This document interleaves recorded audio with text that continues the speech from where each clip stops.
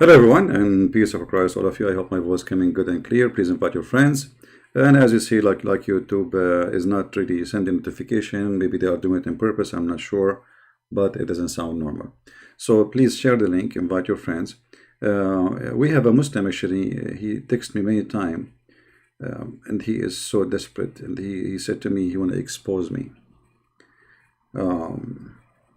So I'm texting him now. So he will call. We will not waste time, you know. The guy is dying to expose me. So we will not really let him wait for long. Call us, please, Mr. Muslim. He called himself Muslim Prince. I am not the only Christian prince. They have Muslim prince too. I mean, we have to face it. Let us see.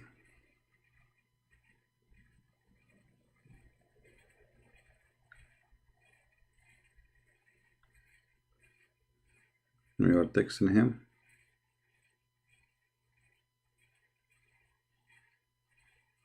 All right, we will wait for him. Supposedly he was so excited. I hope he don't have a flat tire now. But he said he will expose me, and obviously he is very strong. And you know, Muslims are very strong, very strong. Is the voice coming good, guys? Because I have the fan on. I hope it's not making noise. Is the fan causing any noise in the microphone?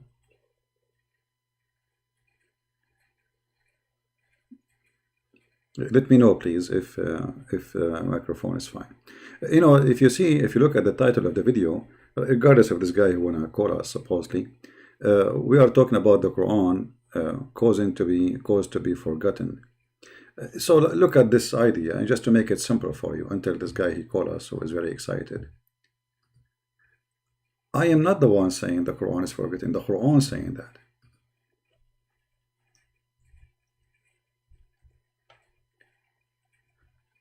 According to the Quran, Allah he do two things to his book. He abrogate and he cause people to forget it. Okay. But not necessarily what he abrogate, he cause you to forget it. He abrogate or cause people to forget. Now think about this wise God. He sent Quran to guide us, and then after he sent us the guidance, he caused us to forget the guidance.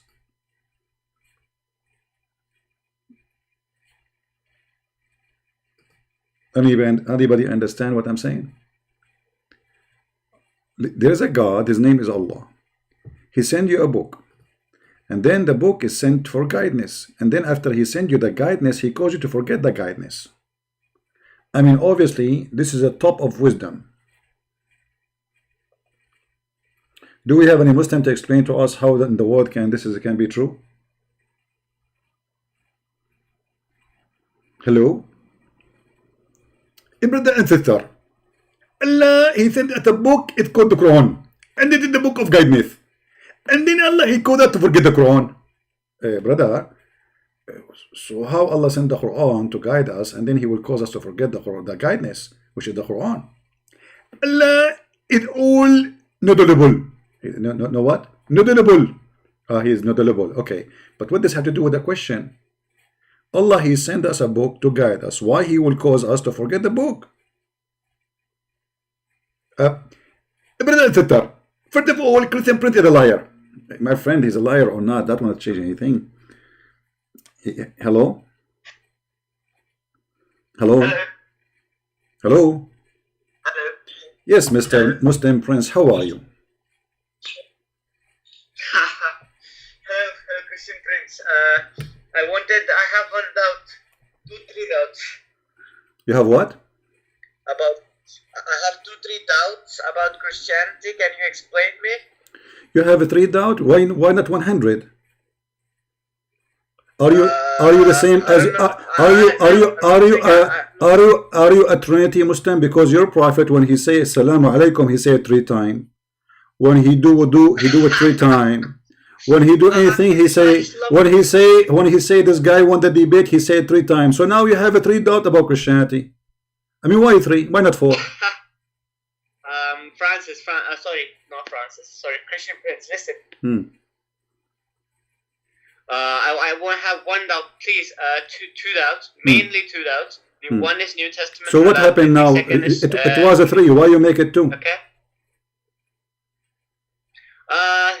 Yes. Third doubt is also there, but yeah, these are the main two doubts. Please. Yeah, listen to me. So, but you don't want to talk about our topic? You don't want to talk about our topic? Because our topic is very interesting too. We can talk about your topic, no problem. But I have in front of me a verse from the Quran saying that Allah will cause you to forget the Quran. And I don't understand really, because as like you are a Muslim prince, obviously you're high authority, like you know what you're talking about. So why Allah will send me the Quran and then He will cause me to forget the Quran? Can we discuss my topic, please? We are discussing your topic, my friend. Here we go. Allah, He sent the Bible, and now He forgot the Bible. This is what we are talking about. Where is the Bible? It's gone. Do you have the Bible? You don't have the Bible. I mean, what kind of God? What kind of God your God is? You Muslim, you claim there's no Bible no more. Okay, isn't it the Bible sent by Allah? Okay, so Allah sent the Bible, and then He caused us to forget the Bible. I'm asking you. We're on the topic. You know. What kind of God? He sent the Bible and He make it forget the Bible. Why He did that? CP. You would CP. I want an answer, my friend. Here we go. You call me and you were excited. You were excited to expose me. And here we go. We are talking about the Bible. Forget about the Quran, brother. Allah, He sent the Torah, brother. Brother. Allah, He sent the Torah. Allah, He sent the Torah. Okay, Allah, and then Allah caused us to forget the Torah. Why? Explain to me. I'm listening to you. What a stupid religion. What's wrong with you? Why you are scared to answer? I mean, you are the Muslim. I'm asking you. Don't answer me. Just explain yourself as a Muslim how you can believe in such a madness. So Allah, He sent the book, and then Allah will make you forget the book, and then Allah will accuse you of corrupting the book which He caused you to forget it. I mean, explain to me. I'm really going crazy here, brother. I didn't understand your doubt. Okay, let me explain it to you more. Who is the one who sent the Torah? Allah. Okay. Where is the Torah?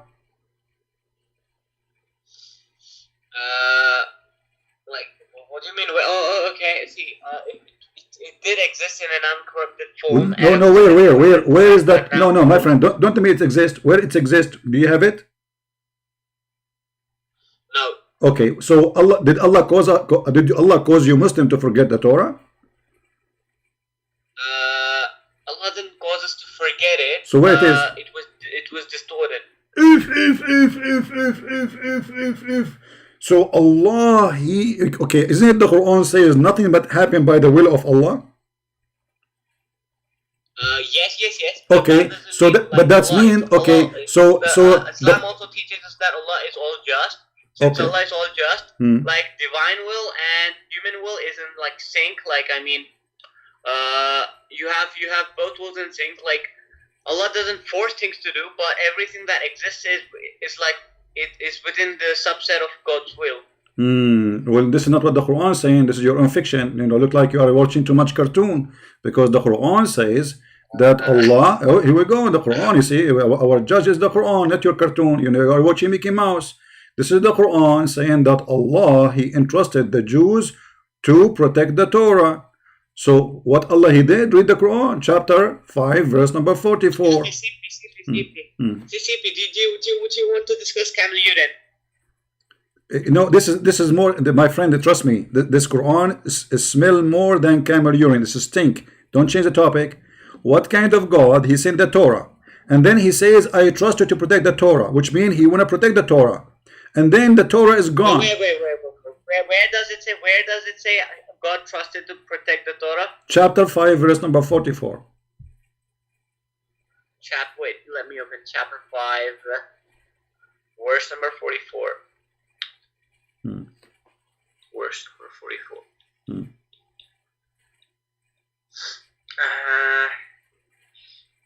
Okay, it doesn't say Allah will protect it.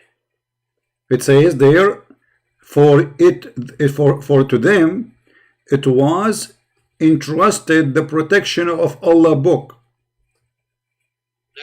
In my translation, it says, indeed, we sent down the Torah, in which was guidance and light, the prophets who submitted to God judged by it for the Jews. And For the Jews, as the rabbis and scholars, by that which they were interested of the scripture of Allah. thank you. And You just said witnesses you just said exactly what I said. They're entrusted to the book of Allah. So Allah, he trusts the rabbi to protect his book. Does it say that? You just read that. It doesn't say protect his book. It says there was Entrusted, past entrusted, yes, there was guidance no, it by says Allah. no, hold on. بما استحفظوا بما استحفظوا, which means in what they order to keep, to protect. استحفظوا. So when I do that, أحفظ الشيء, it's mean I protect it, I keep it, I will never let it go destroy. So Allah, he is the one who is saying he entrusted the Jews. What Jews? The rabbi specifically and the prophets. To do what? To protect the Torah. That's what the verse is saying. You can open any interpretation you want.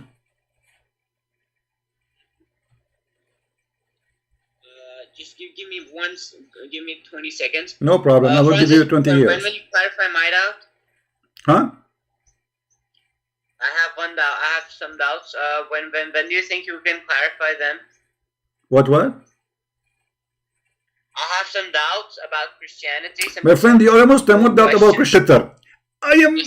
My name is Dakanate. Doubt. You are a Muslim, so you don't say I have some doubt about Christianity. Either you believe in Christianity or you are a Muslim. Are you a Muslim or a Christian? I have a question regarding Christianity. Are you a Muslim or a Christian? I'm a Muslim. Okay, so what you are saying, I have a doubt about Christianity. This is a very untruthful statement, because this is something. No, this is a statement somebody will say if he is a Christian. I have a doubt about my faith, but you don't say to somebody else you don't believe it anyway about I have doubt about it. This is silly from you to say. Speak as an adult, please. So don't change the topic now. What kind of God? He sent the Torah to the Jews, and he entrusted the Jews to protect the Torah, and then Allah, he confirmed that nobody can destroy his word and nobody can exchange his word. And then Allah is saying in the Quran, in different verse, that Allah will cause even Muslims to forget the Quran and to forget the Torah and to forget his words. Does it say that, or I'm lying? Just give me 1 minute. Surah 544. Just check. Let me check something. Check something. Yeah. Okay. Give me 20 seconds. 544. We'll give you 20 years, no problem. Yeah. As long as we have a camel urine, I mean, who cares? We have all the time. Camel urine is the best. Forget about the rest. In your Instagram bio, it says that you're a scholar, okay? Yeah, I'm schooling you immediately. Like, no, am I schooling you every day? Have you ever seen a Muslim calling me? He didn't get busted. No. Sorry. CP again. CP. Can you name me? I'll ask you a quick question. No, I cannot name you. I cannot name you. I cannot name you, because the only scholar I know, the only teacher I have is Zakir Naik. Anything you want about Zakir Naik, I will answer you. Anything else, I don't know. Now, don't change the topic. You are being a kid now. You are trying to escape the stupidity of your God. What kind of God? He sent the book and he caused you to forget the book. Okay. Let's look at early review with Torah. Where is it?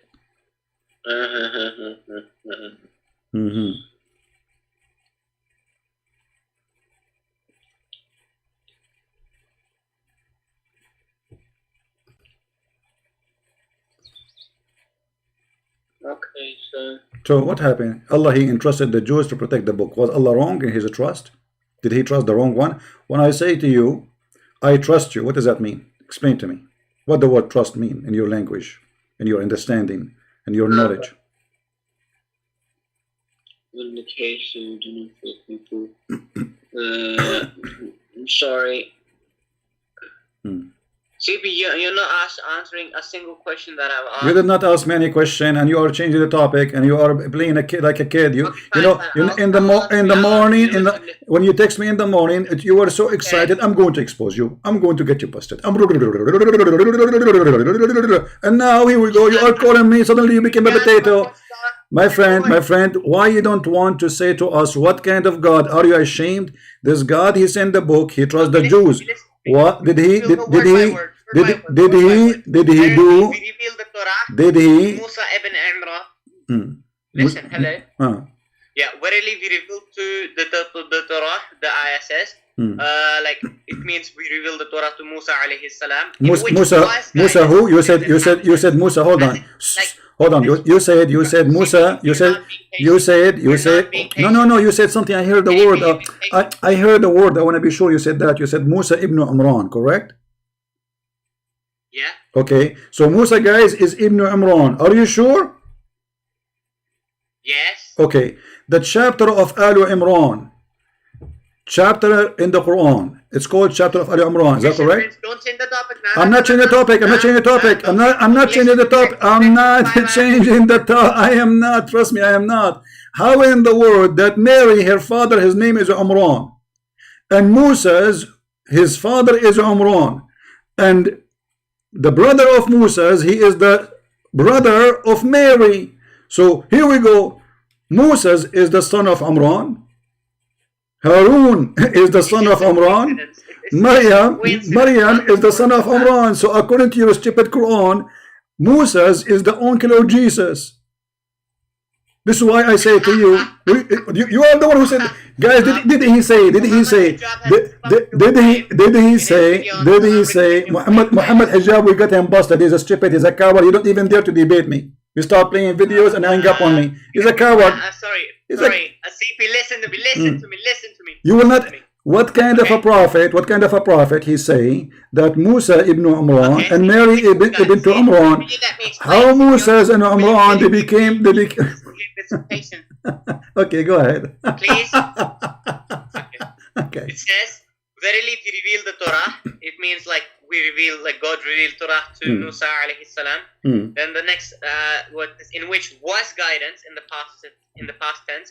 It means like as it guided people to faith and truth and protected people against falsehood and misguidance. And then it says and light, guidance and light. It means like what verse you are reading? What verse you are reading? Illuminate the darkness. What verse you are reading? Confusion. What verse you are reading?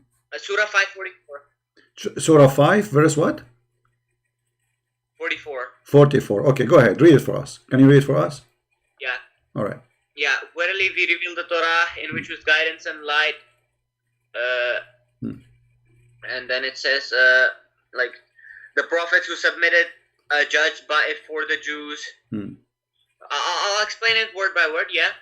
Now it says and light and guidance and light. It means like Torah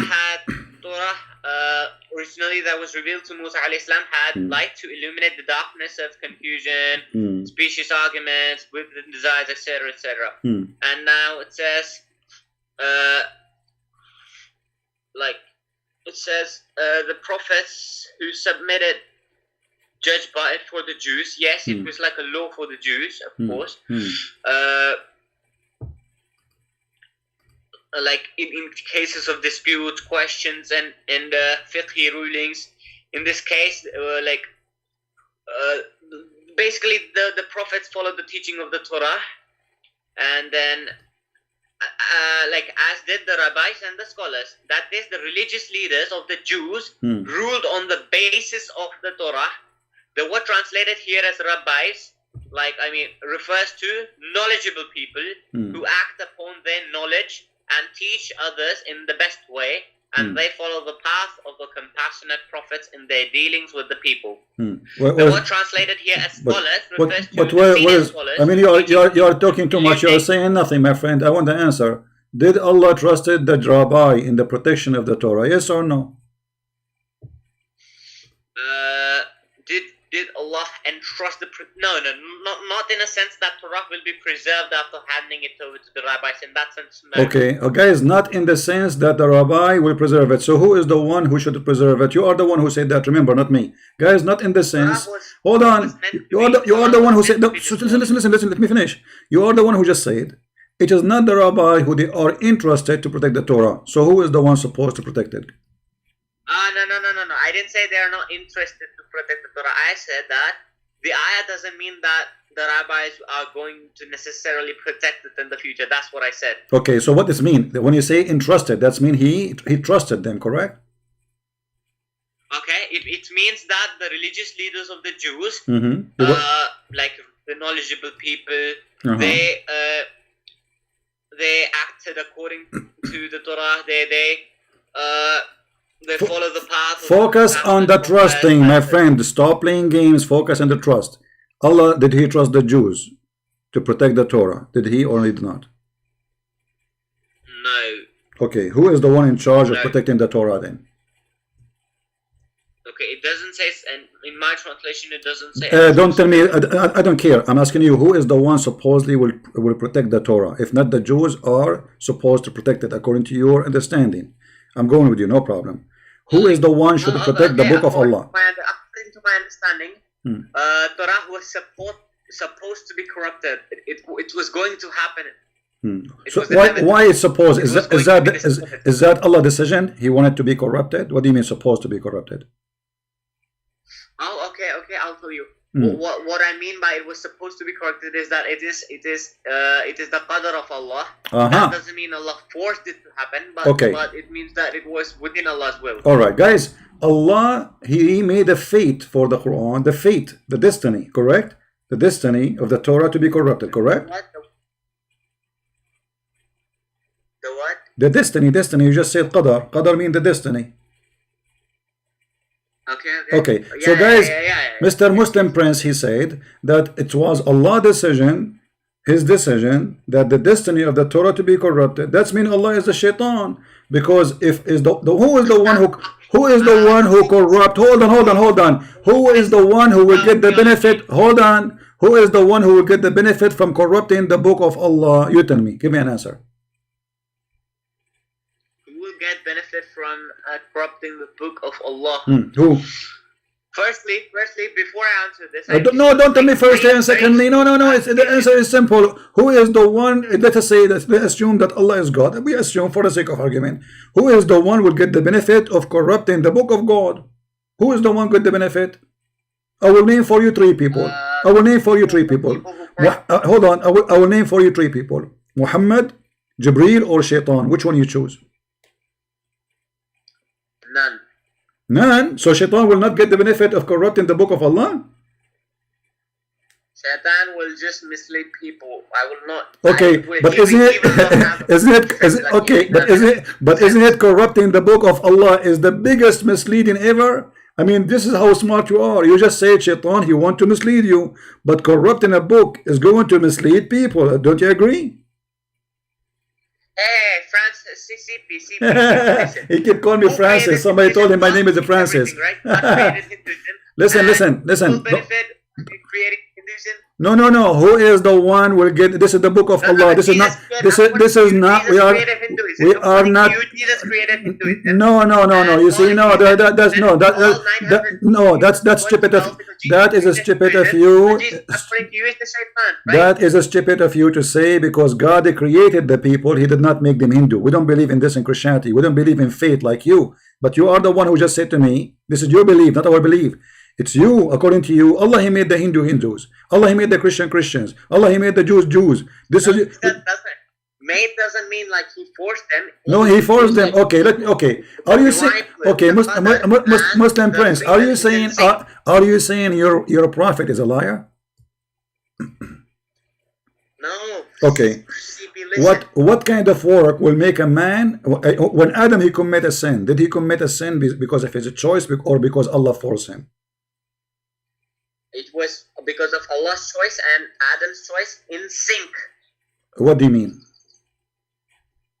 It was both their wills. It was Adam's free will and God's free will. Like, sorry, not God's free will, but Well, God's will as well. obviously, okay, thank you. Obviously, that's mean your prophet is a liar. Because here we go, your prophet in Sahih al-Bukhari, hold on. In Sahih al-Bukhari, and put it in the screen, you can watch it. It says that Musa, he accused Adam that because of you, we are out of heaven. Okay, Musa's accusing Adam. So Adam, he said to him, are you blaming me for an action which I must commit? For Allah, he wrote it for me in my fate 40 years before my creation. I have to commit. It's a must to commit. So you said to me, you did lie to us, saying that this is the free will of Adam and the decision of Allah. That's a big fat lie. And your prophet, he exposed you. So either you are lying to me or Muhammad is lying to me. Which one is a liar between you? Your misinterpretation of my hadith is my a friend. liar. No, So my friend. your Don't say misinterpretation don't tell me misinterpretation. The hadith in front of us. You are more than welcome to read it and take your time to explain it. What do you say? Are you? Listen. Are you? Oh no.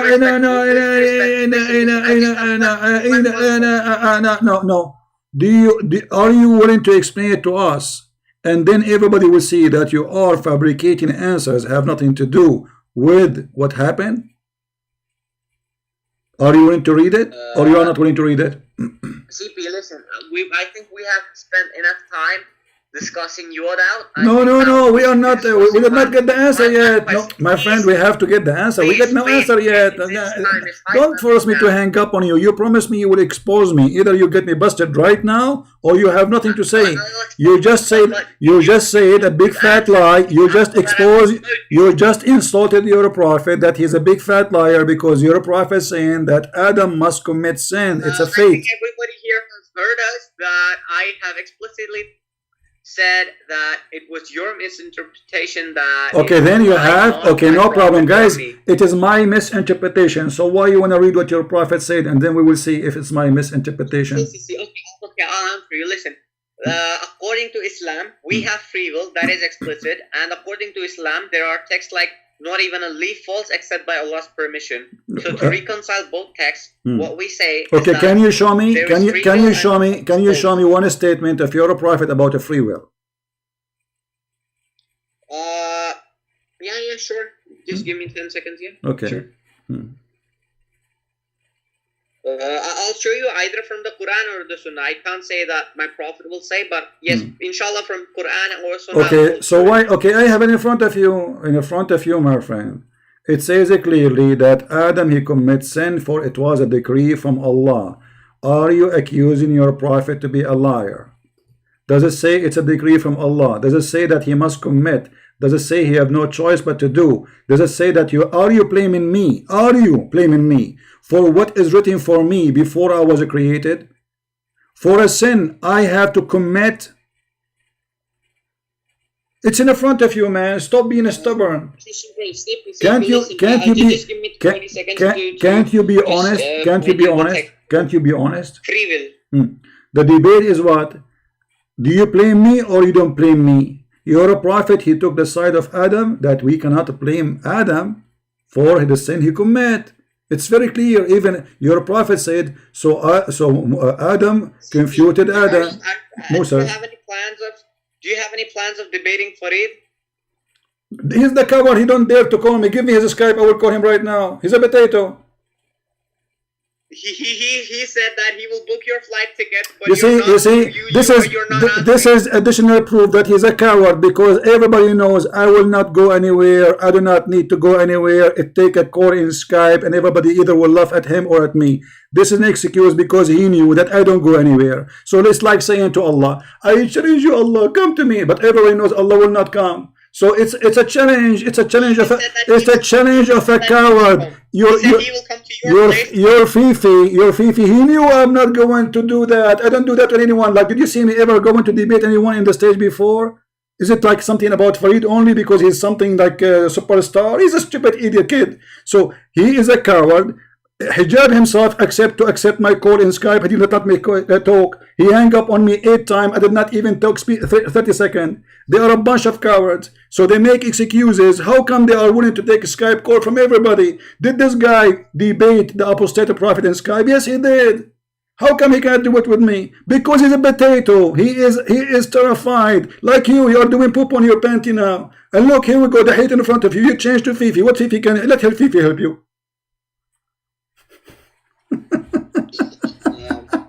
Yeah.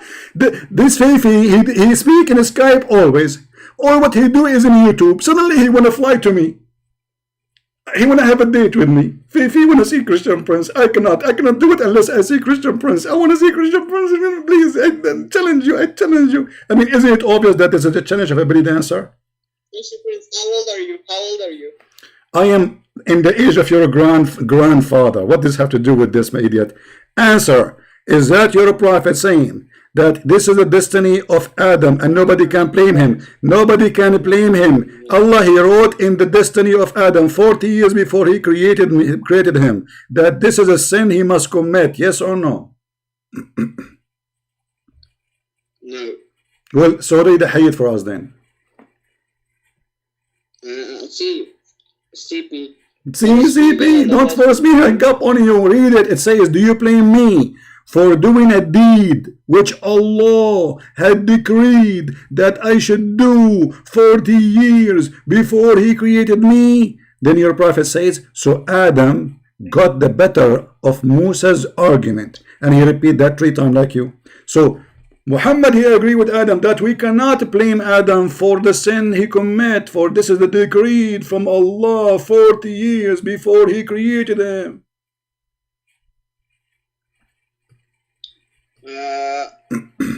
Christian Prince, regarding see, we definitely believe that there is God's will and free will, of course, but don't tell me we believe. You see, you are changing the topic. Your prophet, I want you to comment what your prophet said. Your prophet, he agreed that we cannot blame Adam for his sin. He said it clearly. He didn't make it clean to you. He said it clearly. It's simple. Musa said to him, because of you, we are of paradise. Adam, he said to him, no, you cannot blame me for something which Allah decreed for me 40 years before he created me. Your prophet took the side of Adam. So it's very simple. Can we blame Adam for his sin? No. Why? Because it was a decree of Allah. The hadith is very simple. Which hadith is this? Adam and Musa alayhi salam? This is all over. What do you want? I can give you tons of them. Which one you want? This is as an example here, Sahih Muslim, so you cannot say it's weak. Sahih Muslim, hadith number 2652. Hadith number 18. Allah tells us that man, okay, I'll give you by evidence right now that we have free will. Allah tells us that man believes and does righteous deeds from free will, then he enters Jannah, and when he disbelieves, he will enter Jahannam. Okay? What? And what say again? Oh yeah. Firstly, Allah says that Allah is just. If Allah. What this had to do with my question, man? Guys, Allah is just. No, Allah is not just. Let me show you. When you commit adultery, do Allah punish you for adultery? Yes or no? Allah can forgive. No, I'm not asking you. Okay, let us say somebody he commit adultery and he asks for repentance. According to Islam, still he will be punished. So let us say he repent, he forgive. But what if somebody he did not repent? Allah will punish him. Even if he does not repent, Allah can forgive. So Allah will not punish anyone for adultery. Are you saying that to me? No. I'm saying that except major shirk, Allah, it's up to Allah if Allah will forgive or not forgive. Okay, we will go to the shirk. May forgive, Allah okay, we will go to the shirk. But if somebody commit adultery, and then he will go to hell for one of the sins he commit is adultery, Allah will punish him or not? Not necessarily. Maybe yes, maybe no. It depends to Allah. Allah will decide it on Qiyamah. Okay, no problem. So it's maybe yes, right? Yeah, it's maybe yes. Okay, is adultery is a choice you make or it is a decree from Allah? It is both. It is both. No, you are a liar. Read the hadith. Here we go. It's in front of you. This is the hadith in the screen. Read it for us.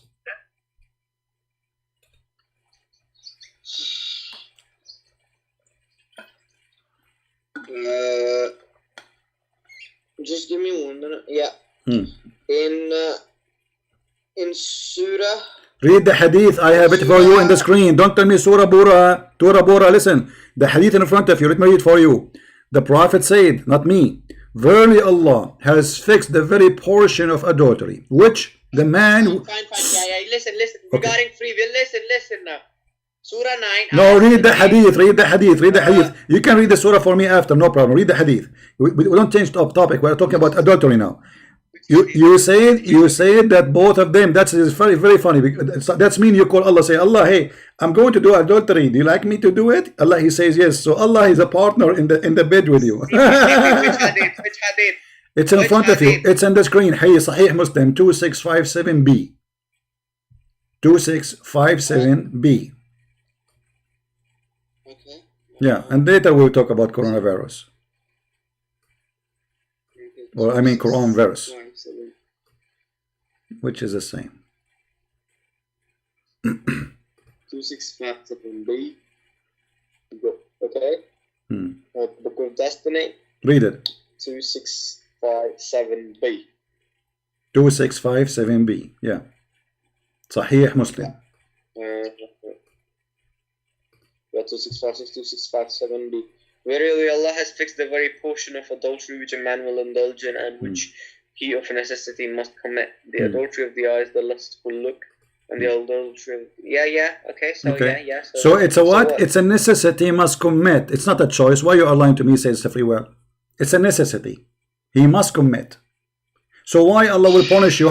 How stupid this religion is. So is corrupting the Torah is a necessity he must commit? You are the one who said to me it's a qadr from Allah, it's a destiny from Allah to corrupt the Torah, and this is in total agreement with this. So Allah is the biggest fat liar.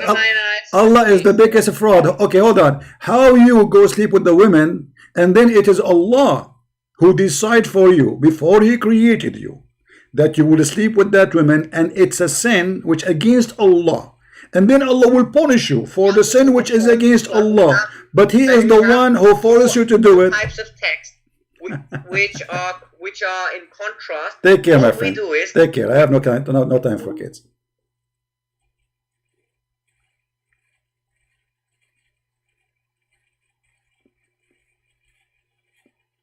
I have no time for kids. I'm not going to waste my time. It's in front of you. Stop playing games. I'm shame on you. It says he must commit. What a bunch of kids. A necessity. Not he only will commit, it's a necessity to commit. Do you see it?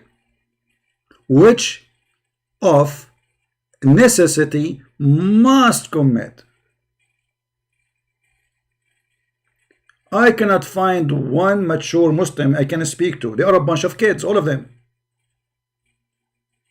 It's impossible. It's like it's a mission impossible. Why you are calling me back? Why you are calling me back? CP, will you avoid it? Listen. I'm not going to debate people who they are proven to be liars. You are lying. The hadith in front of you. It says it's a necessity. You must commit. Either you are saying this is what it says. Be honest, or leave. Okay, CP, I agree. It says it's a necessity. Okay, so how Allah will punish you? Okay, that's wonderful. And Surah 9, Ayah 70 are in a contrast. So whenever there are two texts which are in contrast, what you do is you try to reconcile them and form one doctrine.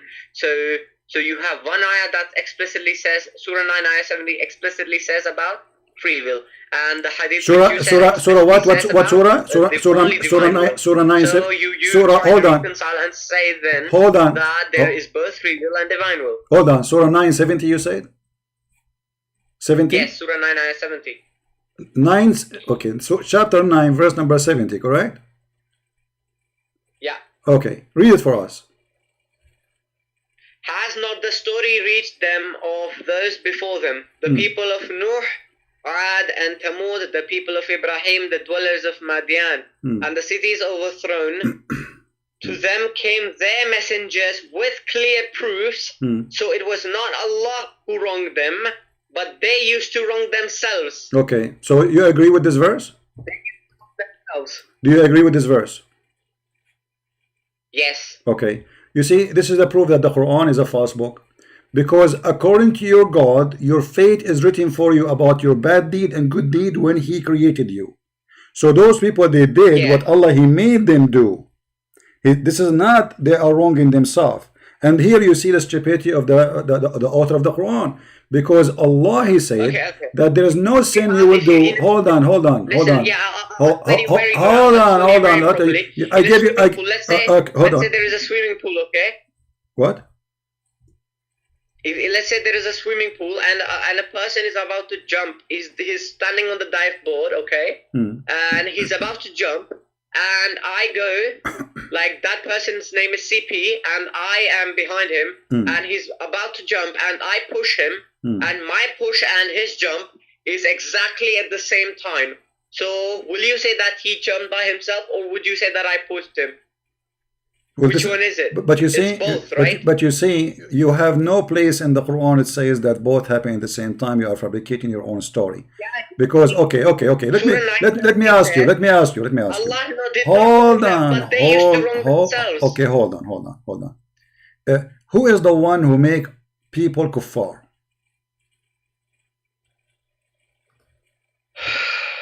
They themselves.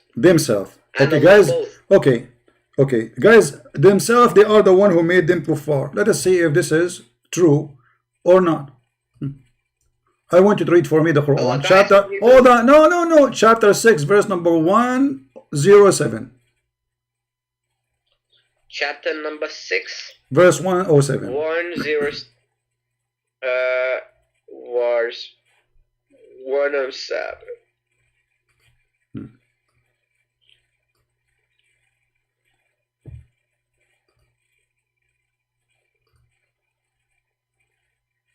But if Allah had willed, they would not have associated. And we have not appointed you over them as a guardian. Are you nor are you so a manager. This talks about like that you cannot make anybody believe or disbelieve. Okay, hold on. You just have to it's the basic message of this ayah is that in da'wah, you just have to go. No. Had Allah will, they would not have taken this is not only about being sin, this is the biggest sin. It is Allah will that those people they will worship beside him. Okay, let me show you how ignorant you are in your religion. Is it in the Quran, in the chapter of the Takwir, it says you cannot will something if Allah don't will it, which means it's the will of Allah, it's not your will. There we go. In the chapter of the Takwir, let me open it. Let me open it. Listen to me very briefly. Listen. Hold on, my friend. Just take it easy. Take it easy. Yeah, as easy. Okay. Let me open the verse for you. Give me a second.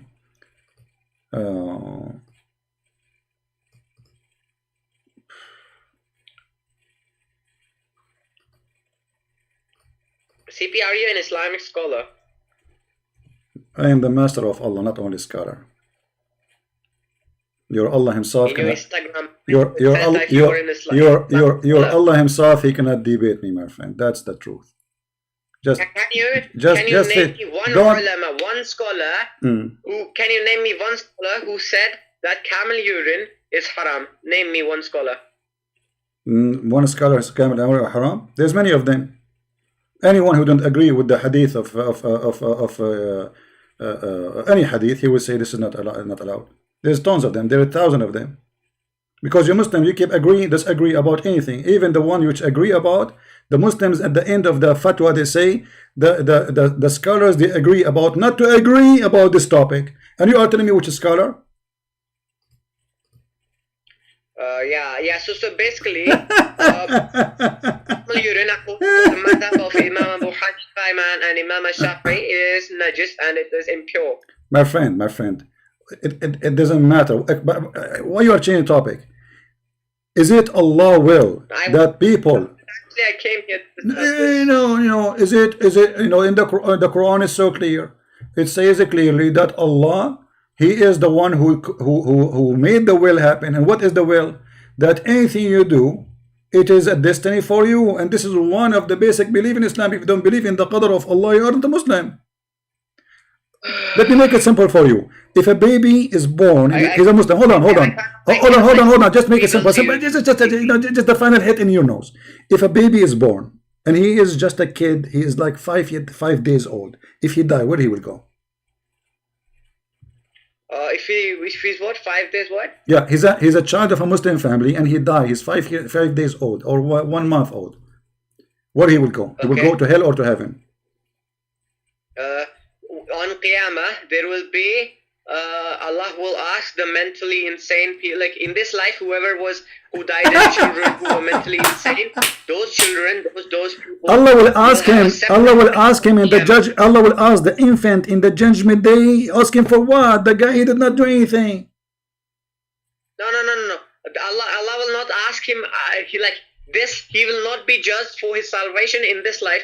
He will have a separate test on Qiyamah. Like they will be asked to jump. So what is the test? What is the test? Okay. Hold on. So guys, you Muslim, that's mean you are believing that after the day of judgment there is a life you live, and then after that life Allah will judge you by that life, not by the life previously before you die. That is stupid. That is not Islamic. That is not Islamic, because Allah judge you. My friend,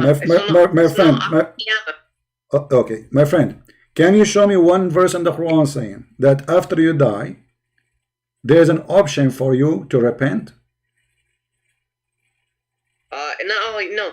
It's the option to there will be a second test only for people who died as babies and people who were mentally insane in this life. Okay, where do you get this from? It's in a hadith. It's in a Sahih hadith. Okay. You can see there is a video of Okay, here we go. The hadith in front of you. No, hold on. No. The hadith is in front of you. It doesn't say that.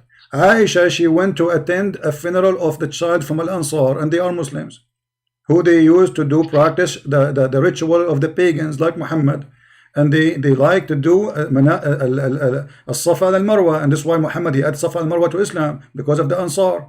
So here we notice that Muhammad he attended a funeral, and Aisha, she said, well, this child will be in heaven. Muhammad he said, no, it might be the otherwise. Where is the test? It says clearly why. He said, because Allah, you see, just to show you how they lie to you. I don't know where you are getting your information from where, but they are lying to you, my friend. This is Sahih Muslim. You're a prophet saying, because Allah, he created people of hell, and those who will go to hell while they were in the backbone of their father. There's no test. Already he made decision for them where they will go. They are babies. So Aisha, she said she will go to heaven. Muhammad, he says, no, don't be stupid. Peradventure, Aisha, don't be silly. For Allah, he created people of paradise who will go to paradise while they were in the backbone of their father, because the Quran teaches that the sperm is coming from the backbone, which is stupid too. Or Allah created them, or those who will go to hell, Allah created they will go to hell while they were in the line of their father. So there's no test. He is in the backbone of his father, not testicles, and yet it's already the decision made where he will go. Have nothing to do with the sin will do. This is destiny, my friend. This is what Islam believe in. This is your garbage. So stop fabricating answers. Yeah. Okay. So now, if I am a person who is going to go to hell because Allah, let us say I'm born 2 days old and then I die and my parents are Muslims, and then I will go to hell because Allah destiny for me, I will go to hell. Why I will go to hell? Give me a reason. Because Allah destined it for you, and you because of your free will both. What a free will? He's 1 day old. What free will? Muslim friends, don't come again, please. Just have mercy. Have mercy on me, man. I don't have time for stupid people. Sorry. I don't mean to be rude with you, but you are being stupid. Just have mercy on me. You know? Enough is enough.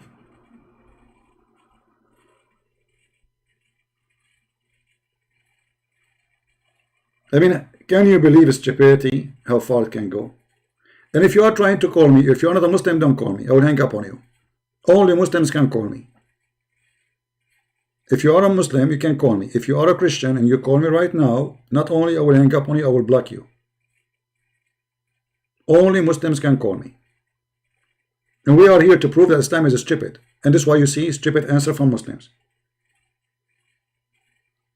Hello? Hey, CP, Ultimate Daddy, Ultimate. Oh, so here we go. We have the idiot Ultimate Fort. How are you, Ultimate Fort? So where we stopped last time? Where we stopped last time? Do you remember? Do you remember? Oh, hold on. Let me turn the YouTube down. Hold on. Do you remember when last time we hang up on you and why we hang up on you?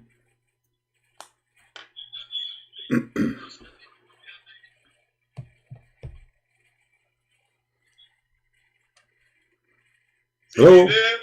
Yeah, last time I did laugh at you very much, and we die laughing. You said that the heaven of Islam is one heaven, and then you said it is 100 floor.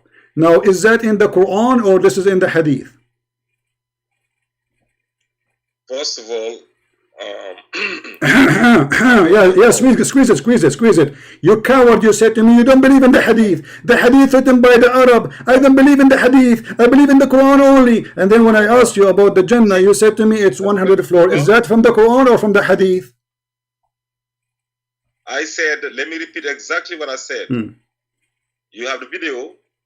It's right, it's recorded. Like I said, you're lying. You'll be lying. I said, there is one Al-Jannah.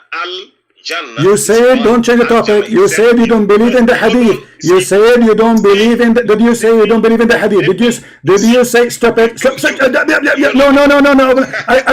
You are my fingers is all over. My fingers is all over your ass. You said, did you say, okay, no, I want you to start from this. I want you to start from this. Did you say, don't change the topic, Did you say in the previous video that you don't believe in the, did you say, but you start from here, did you say that you don't believe, you don't believe in the Hadith? I know you will never answer. I know you. The only reason I allow you to talk because you want to have fun. Now, did you say you don't believe in the Hadith? Did you say you don't believe in the Hadith? Yes or no? Yes, I said. So why you are quoting for me? So why you are quoting for me a da'if hadith saying that the heaven is 100 floor? I never quoted a hadith. I said, listen to me. I said, it's like having 100. From where you get this? Okay, guys, he did not quote a hadith. The coward, he did not quote a hadith. Okay, you were quoting what? Okay, guys, okay, so you were quoting who? So are you fabricating your own? Are you fabricating? Shut up, coward, son of Muta. That's mean you are making your own hadith if you are not quoting hadith. When you say it's like 100 floor, brother, coward.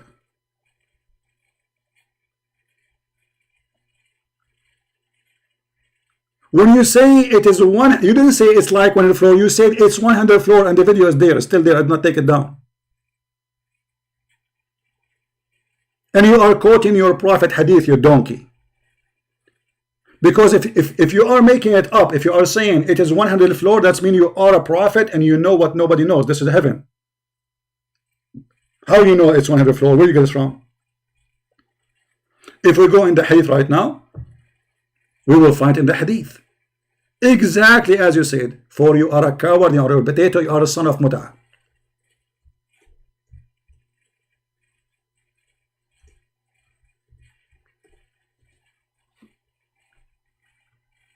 They fabricate answers. This is a hadith, you see it? And it is da'if. So when you say to me, it's 100 floor, either you are making things up and you claim to be a prophet, because you have to tell me where you get this from, and you will not answer for sure. You said, you did not even say 99 floor, you did not say 60 floor, you did not say 7 floor, you said 100 floor, exactly as it is in the hadith. So the coward, when we mentioned to him a hadith, getting him busted, he said, I don't believe in the hadith. Hadith written by the Arab, the stupid, the Arab, liar, garbage, they are garbage. Well, your prophet is Arab. And if the Arab are garbage, your prophet is the first of the Arab to be garbage. In fact, you are more garbage than your prophet. Because always when you give an answer, you fabricate your own. And when we get you busted, you say that, not say that. I just said like 100 the floor. Where do you get it from? Are you a prophet?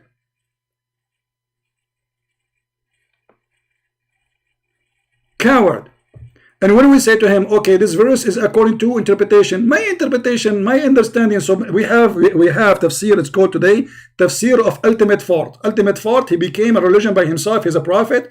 He knew that heaven is 100 floor without knowing from Muhammad. Allah told him. He received a phone call from Allah. Allah told him, ultimate fault from Nigeria. My heaven have 100 floor.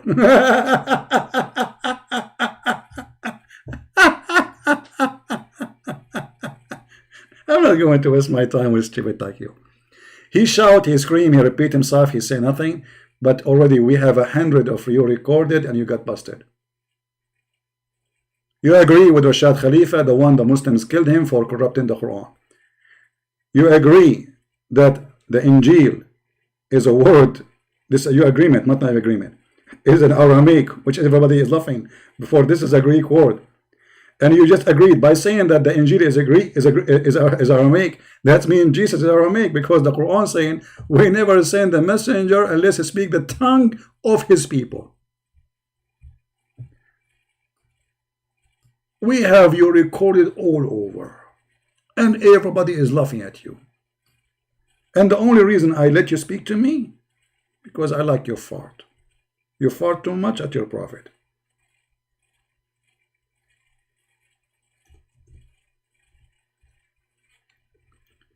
The Quran said, I mean, this donkey, the same as Hijab. He said to David Wood, by the way, Elijah, I mean, God is with us. Where do you get this from? And suddenly, Mimi Hijab want to teach David Wood Greek, Hebrew, and Arabic. Elijah is God with us. And this guy now, Injil is an Aramaic word. Okay, where do you get this from?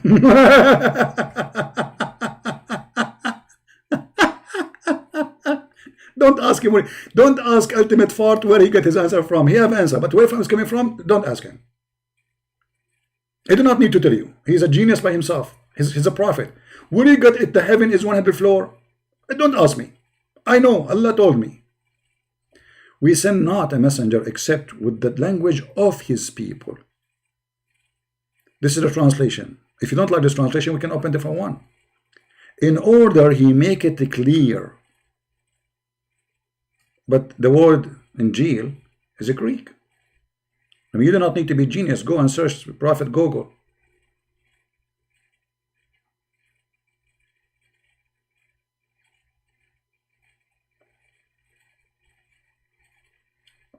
My problem with Muslims, I cannot find one mature Muslim. All of them, they are a bunch of kids. And they are desperate trying to say, I can answer you by what? By fabricating my own answers.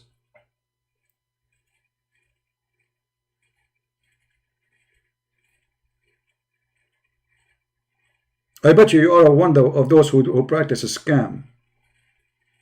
And you are trying to scam us, but it doesn't work with me.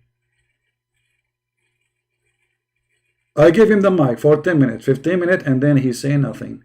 His answer is his answer. It's not Islamic answer. Nothing this guy he say is in agreement with Islam.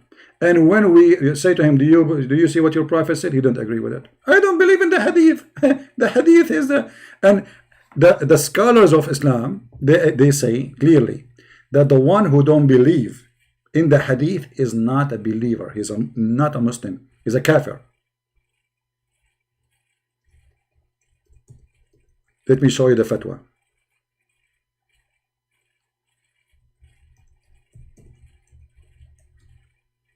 You are a kafir. According to Islam, khanzir.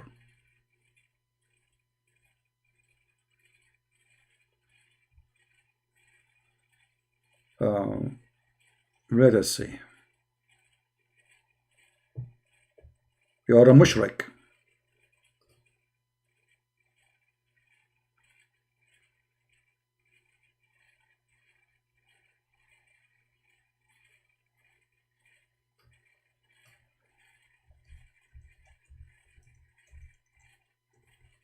I showed the fatwa last time, but I'm trying to find it now,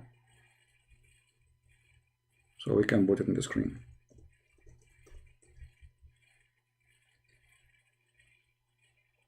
Here we go. And the fatwa is in English, so we do not need to translate. This is the Muslim website stating clearly who is the one who reject the hadith. Islamic question and answer. Those are from Saudi Arabia, Sheikh Mohammed Saleh Al-Munjid, one of the biggest mullahs, potato follower of Muhammad in Saudi Arabia, very famous. Does the one who reject the Sahih hadith become a disbeliever? This is the question. Question number 115125. The answer, yes, he is a disbeliever.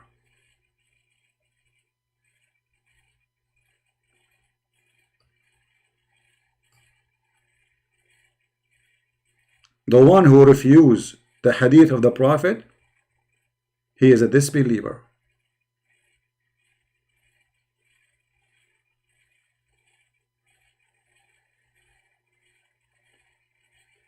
So we know we are not debating somebody about his belief. We are debating Islam. Not somebody want to create for me his own belief, individual belief. I'm not debating you about that. You take your belief and make shish kebab with it. I'm debating the cult of Islam, not a guy from Nigeria. He do not know his head from his bum, and he create his own answers. Nobody can debate you in this case, because anything we show you, you don't accept it anyway. So what's the point? We show you what Muhammad said, you don't accept it anyway.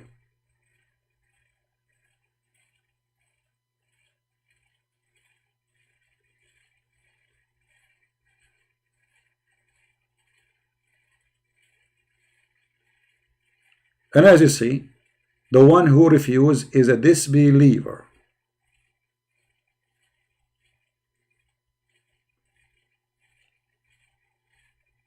In general,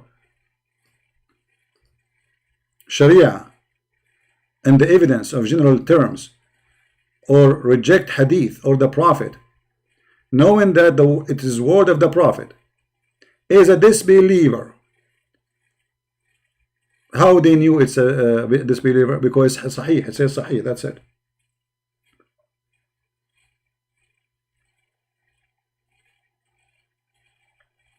But the coward, in order to prove a point, he is willing to quote for me a weak hadith, and then when we show him something very strong, he say, I don't accept any hadith. All the hadith is written by the Arab liars. Isn't it the Quran written by the Arab liars too, you idiot? How you get the Quran? From the Nigerian people?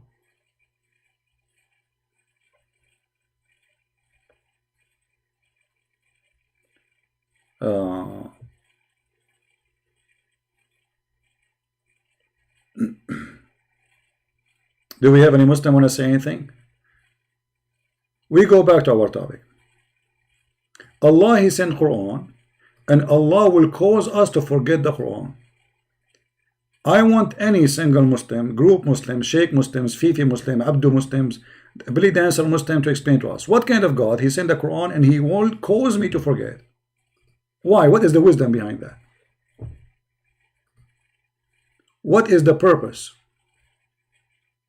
How God He sent the book and then He will make me forget the book? I'm just trying to understand the wisdom. Any Muslim?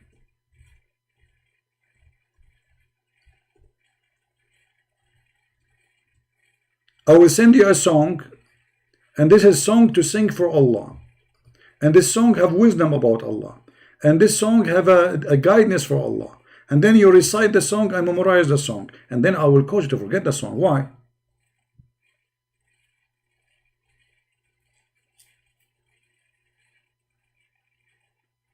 Any Muslim have an idea?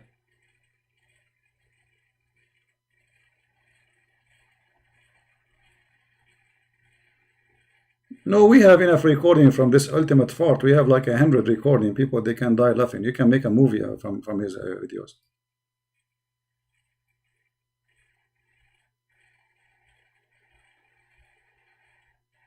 Jesus, He speak Aramaic. His book is in Aramaic. The word Injil is Aramaic, and the Jews are Aramaic. Actually, they are not. According to him, Jesus was sent to the Greek.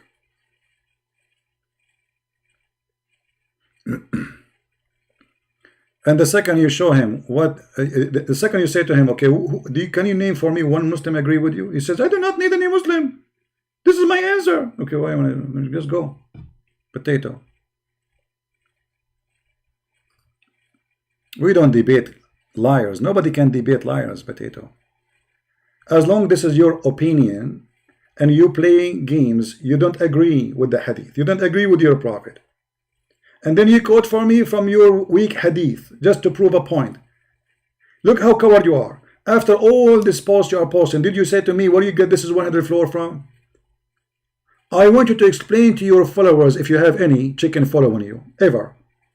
Where do you get the idea they are 100? Allah told you? And then your prophet, when he went to the heaven, he said it clearly that he went to the first heaven, the second heaven, the third heaven, the fifth heaven.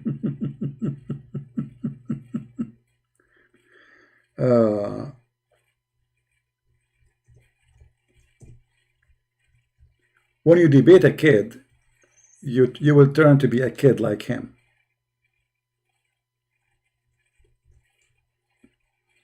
Do we have any Muslim who have knowledge to call us?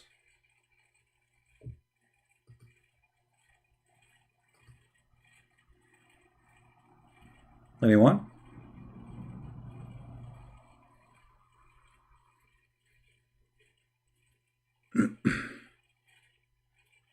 Actually, even the Quran says clearly that this is heavens, not one heaven. I mean, this guy, he is not only certified donkey. وَلَهُمْ جَنَّاتٍ, many heavens. This is Quran. He will say it's weak. Jannah is one. Jannat is many.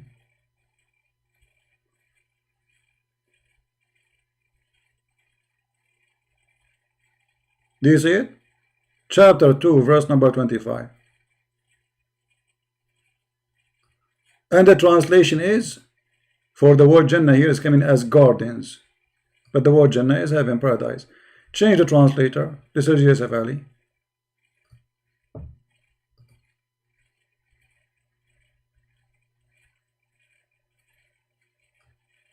What the word here?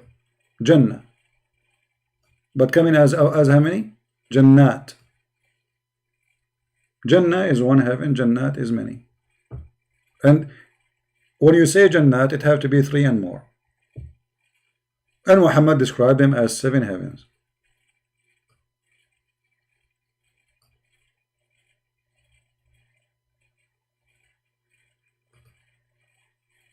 And where is Allah located? In the 7th heaven. The 7th paradise.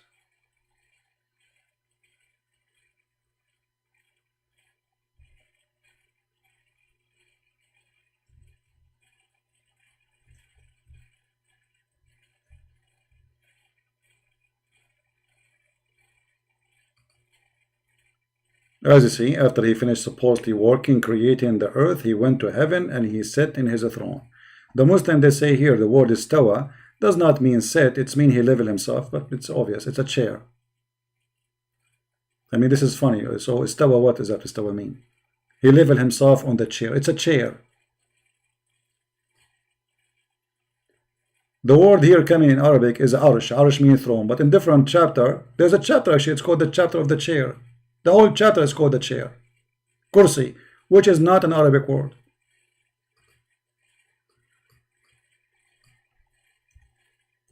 And the chair of Allah, even the Quran, describe how big it is. Which is a proven to us that Muhammad is a fraud. Why? Because the Quran is saying that the chair of Allah is the same size of the earth and the heaven.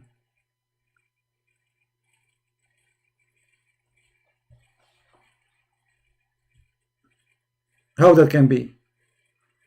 unless the earth and the heaven, they have one size. His kursi, this is the Muslim translation, extends over the heaven and the earth. That's it. This will extend. That is extend. There's no more.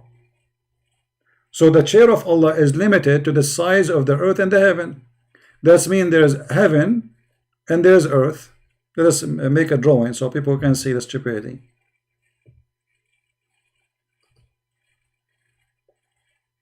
This is the earth.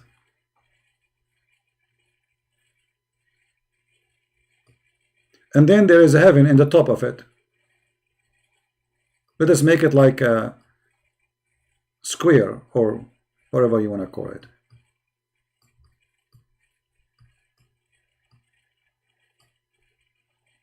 And Allah chair is here. And Allah chair is in the same size of the earth and the heaven.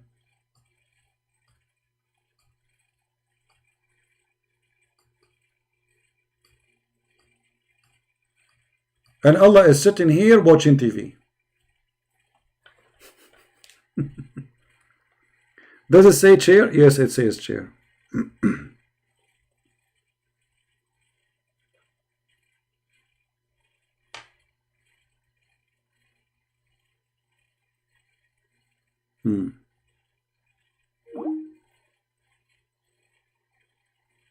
Any Abdul?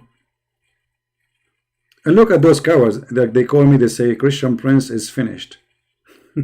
Absolutely finished. I am the one who make you forget the Quran. I am the one who made you do breastfeeding for adult.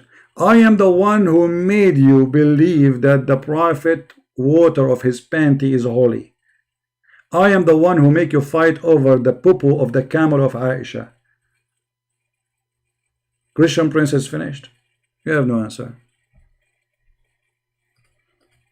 Somebody saying that Fifi did not debate apostate prophet in Skype. Okay, I don't know, because I saw them once. They have an image of him. They have the picture of his apostate prophet, like in four corners. There's four corners, so there's Fifi and there's a Muslim guy and there's other guy, and then they have a picture of. So this may be Photoshop. Coward, liars. So they make Photoshop, they put it in the front of the screen to fool people, saying that this guy was debating us. What a bunch of cowards. But all of you, you saw, when I call the coward Mimi Hijab, what he did? He promised the Muslim he will debate me. Do you want me to debate the Christian Prince? You should, sure, yeah, please debate him, yeah. Then we call him. We wait for him 45 minutes. We call him, he start playing videos. Did you say this? I start talking, he hang up on me. And he start calling me names. He did not let me talk. And not only that, the coward, they put the speakers far away from the mic so nobody even can hear my answer to him in his channel. This is how terrified they are. If somebody want to debate me, from those who claim they can answer, they can call me. All what we get is a bunch of kids. Actually, even those who they are new to, they are a bunch of kids. When we debate really the ones who have real knowledge in Islam, you will see how easy it is. Like when I debate the head of the Muslim Shia in USA, Al-Imam Al-Husayni. Go watch it and die laughing. When I debated Dr. Ruhi. Oh, hold on, when I debated the Sheikh of New York. Not like those YouTuber guys, kids. What was his name? I forgot his name. Anyone remember the video?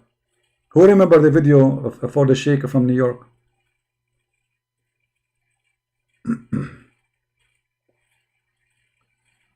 Well, they have no intention to have fair debate. On why you expect a Muslim to have a fair debate? They will never be fair with you. This Islam cannot be fair. Muslim is not allowed to be fair with non-Muslims anyway.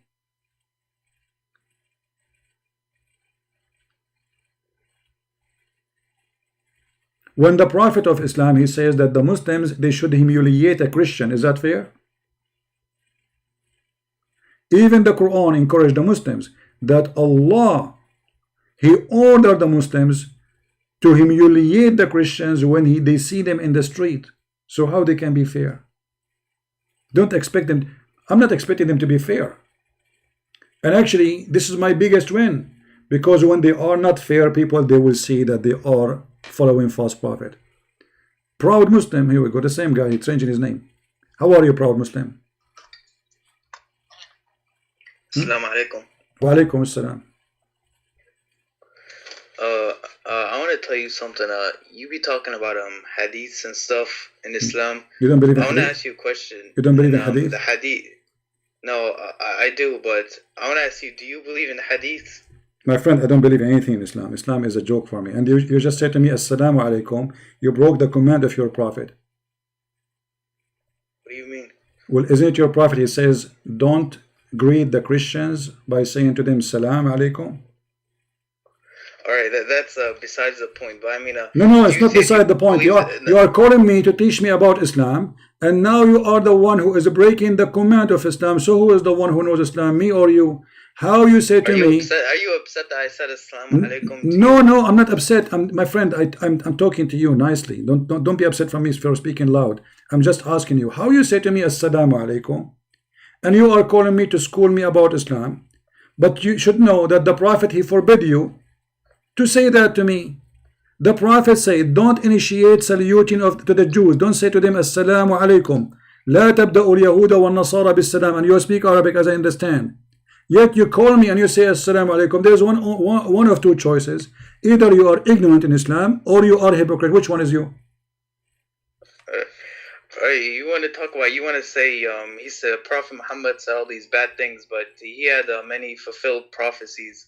This is not the question now. Don't change topic. I promise you, I will talk about the prophecy, no problem. But did your prophet say, don't say Assalamu alaikum to Christians? I'm going to be honest, I never heard of that. Okay, no problem. Guys, he never heard of that. I accept that from you, and I will believe you, no problem. Now, you tell me there is many fulfilled prophecy from the prophet. Give me one. Yes, in Sahih Bukhari, book 1, Hadith 63. Read the hadith. Prophet Muhammad said that the Arabs are going to be competing in tall buildings, and that's true right now. It's happening right now. Okay, do you accept this hadith? Yeah. Okay, I want you to promise me that you will not say I don't accept it. Alright, I won't. Alright. Guys, he is a person who said he accept the hadith. Read the hadith with me. Because your prophet, he said that many things will happen, and one of them which is going to happen almost at the end, that they will have high building. So look what happened. The judgment day will not happen till bigger groups fight each other, and whereupon there will be a great number of casualty and in both sides, and they will be following the same religion doctrine. So what? There's two bigger group. They will have a big war, and both of them, they are following one religion.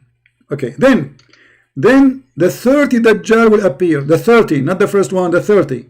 And then each of them will claim that he is the messenger of Allah. And then tell the religious knowledge taken away from the people, which means there's no religious scholars. Number 4, the earthquake will increase in number.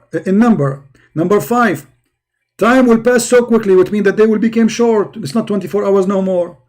And number 6, affliction will appear. Number 7, al-harj, which means people killing each other and will increase. And then number 8, till wealth will be abundance, which means if you see money in the street, nobody will collect it.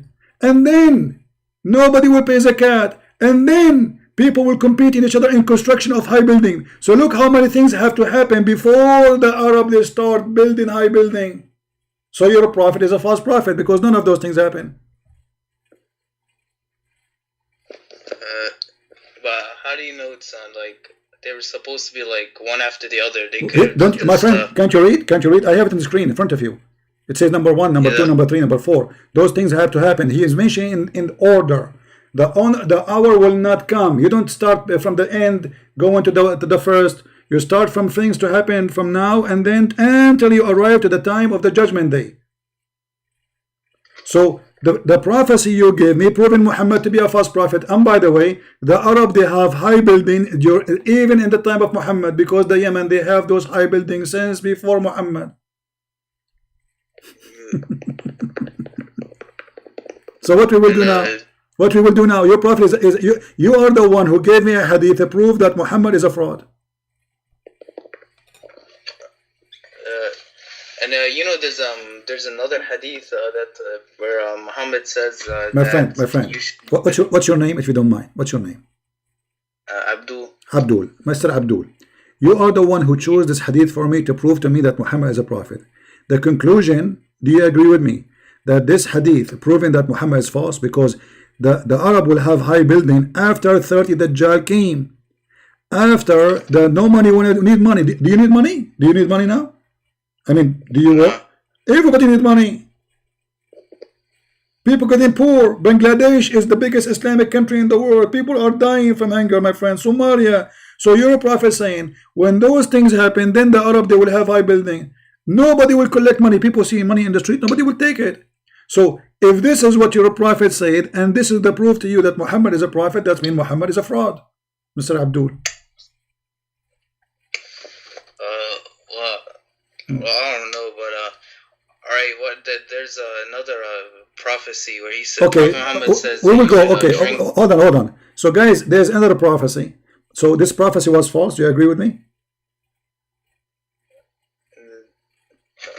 I don't know how to respond to that. What do you mean? You have to respond. You are the one who chose it. We cannot jump to different one. I mean, we cannot do that, my friend. We are making hummus here.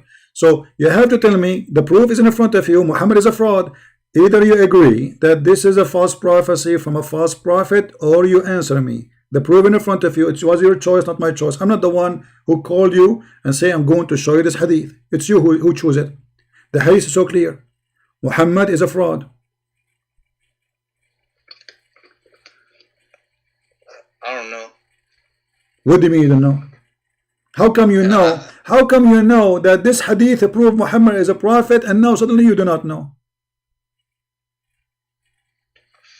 Well, no, I heard it a lot on Dawah channels. Dawah channel. So you have a bunch of chickens laying their own phony eggs. It's a plastic eggs in YouTube, and you take the phony eggs, you think there's a baby inside, but there's no chicken inside. So what we will do now? Dawah channel? They are not Dawah. They are deceiving channel, obviously, because they lie to you. Here we go. This hadith alone is enough to prove Muhammad is a fraud.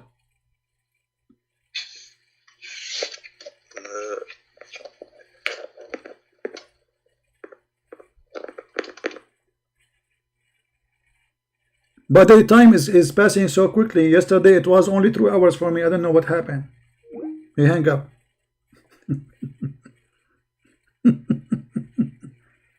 Dawah channel. Dawah potato.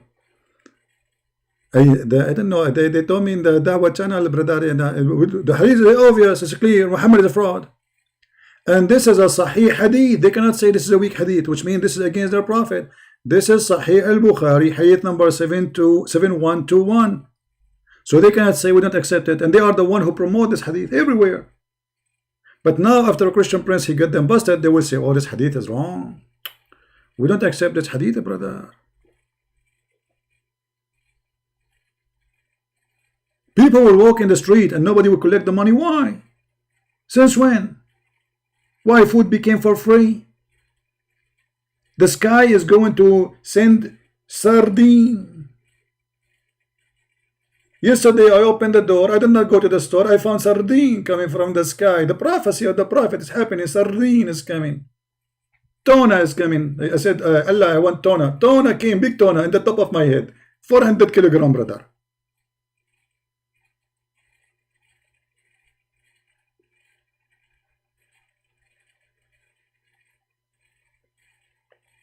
So Muhammad is a fraud prophet. So you can call him prophet. We will keep calling him a prophet, but he's a fraud prophet. He's a false prophet. That's it. We cannot take the name of prophet from his name, because that is going to be attached to the word of fraud. When Muhammad is saying, let me tell you a prophecy, my friend. Muhammad, he predicts science. Muhammad, let me show you a prophecy. I will help you. Call me back, my friend. Call me. I don't know why you hang up. Look at this prophecy. How Muhammad knew this unless he is a prophet? Allah told him. The messenger of Allah said, The man water is thick and white. The prophet, he knew that the sperm of the man is white and thick. Amazing how he knew that. Looked like maybe he used to have a sperm too. Maybe, I don't know. And women water is thin in, why women water is thin and yellow? Muhammad, he think women, that water in her private part, this is a sperm. Look at the idiot. And then he says, whichever of them comes first, that child will resemble this is DNA science, brother. This is a pure science. I mean, how the prophet knew that? Obviously, he's a prophet. Only prophets of Allah knew that. Actually, there's a hadith where a Jewish, the story is saying like a Jewish guy came and he asked him, or let's say they claim that he is from the friends of the Jews or something like that. They are confused about it. He came to him, he said to him, Prophet, I'm going to ask you 3 questions. Nobody knows the answer of them unless he is a prophet. And here you see that how the stupidity of the story starts. If nobody knows the answer for those things except a prophet, but the guy who's asking the question, he knew the answer. Read. Brother, I will ask you about 3 things which nobody knows unless he is a prophet. Okay. I mean, the introduction is so clear. Nobody knows the answer unless he is what? He is a prophet. But the guy who's asking the question, he knew the correct answer. That means he's a prophet too. Have you ever heard of a stupidity more than this?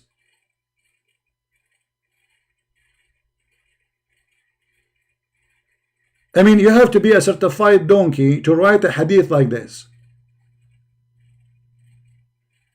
And then, okay, what is the question? Firstly, what is the first point of the hour?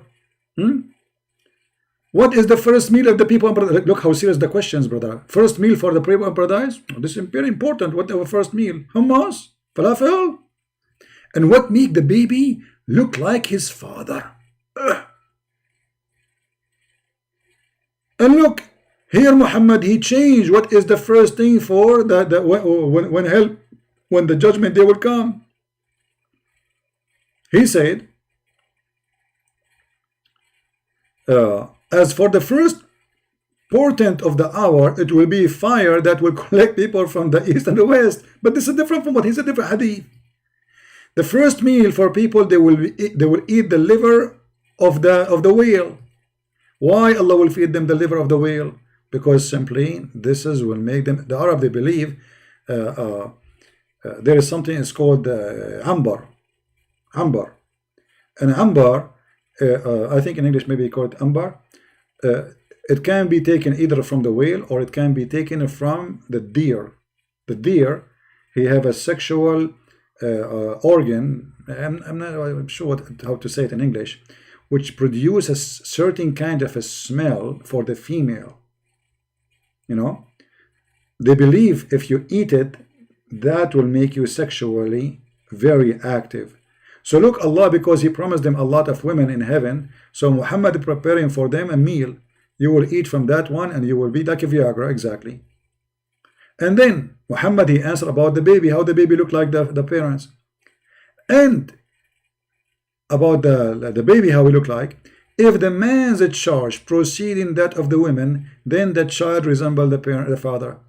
Resemble him in what? Male and female, not only resemble the look. He will look like a man, like the father. Not only like he took the eye of the father.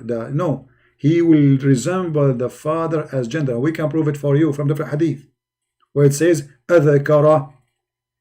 So if the man have discharged first, the baby adhakar. If the women have discharged second or first, is going to be untha.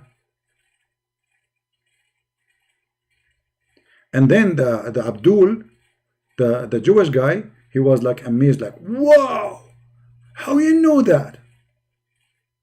And then the guy, he said, I truly, you are a prophet of Allah.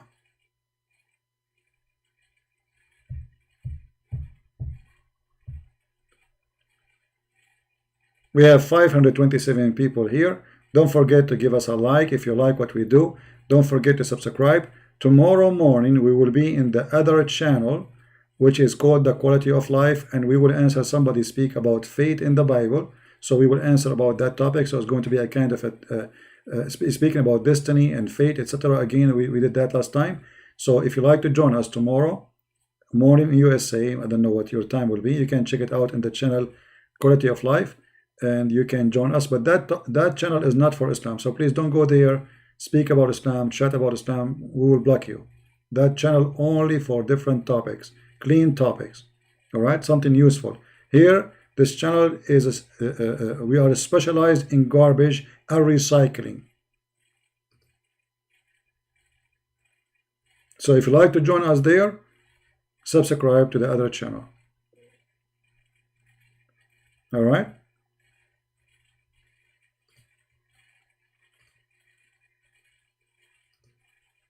Any Abdul?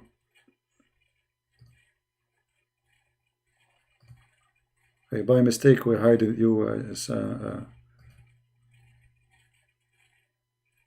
Is that Sam Shamoun? He is. Yeah, he is.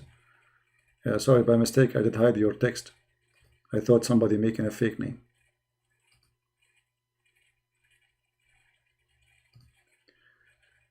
Any Muhammadan?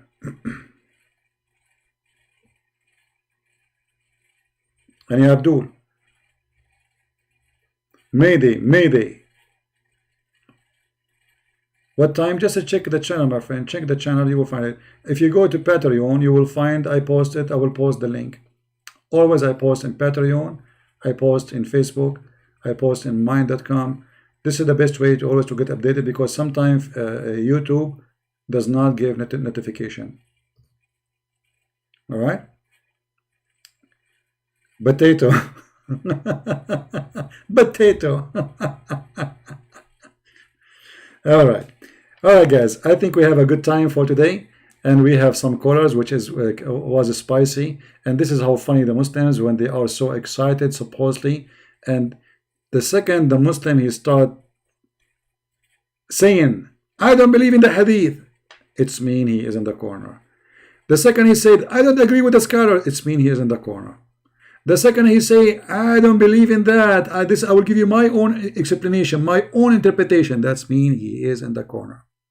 They create their own cult, which means Islam is millions of cults. For every one of them, he tried to get away from the disaster of the teaching of Muhammad. So they fabricate their own answers, which have nothing to do with Islam. And in order to escape the madness and the stupidity of their prophet, they say, "We don't believe in the Hadith." And when you show them the Quran, you say, we don't accept this interpretation. Christians don't do that. You will never find a Christian says, "I don't accept this verse in the Bible." Never. We don't compromise with the teaching of Christ. We don't. A person who compromise, a person who say, "I don't agree," he's not Christian. As simple as that. Either you agree with the book or you don't. But because Muslims are ashamed of their prophet, for us we have nothing to be ashamed of. We are the followers of the Messiah, and who is better than the Messiah? His name is holy. His words is eternal. His act is miracles. He himself is a miracle. How we can be ashamed of him? We cannot. In the other side, they have a guy. He has sexual relationship with the children. He's a thief. He's a killer. Even the Muslims accuse him that he stole a piece of clothing, which it might be underwear or panty or bikini. He fornicates with his own son's wife. He flirts with her when she is married. He forced his son to divorce the women so he can have her.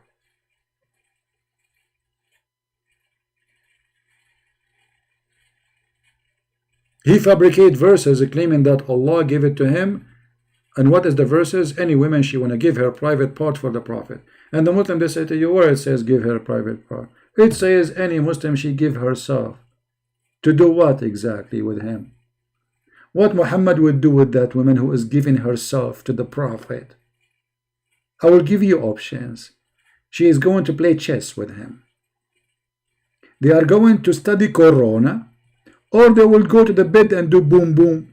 Which one of them?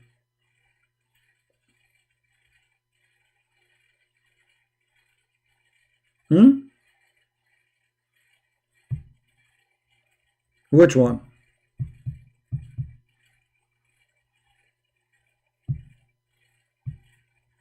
Do we have any Muhammadan before we go?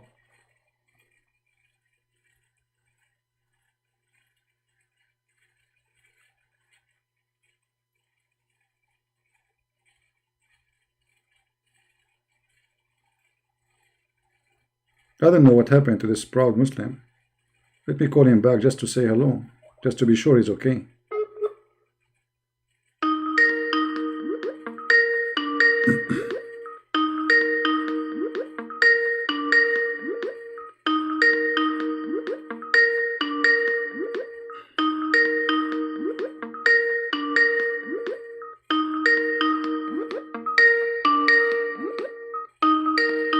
Okay, he's not answering. We cannot force him to talk. The one who will keep repeating the text, I will block you. The one who spam the text, I will block you. Anyone, doesn't matter if you are a Christian, you are a Hindu, you are a Jew, I will block you. This is a warning. Anyone keep repeating the same text in the chat, we will block you. Don't act like a kid. Okay, here we go. Take care.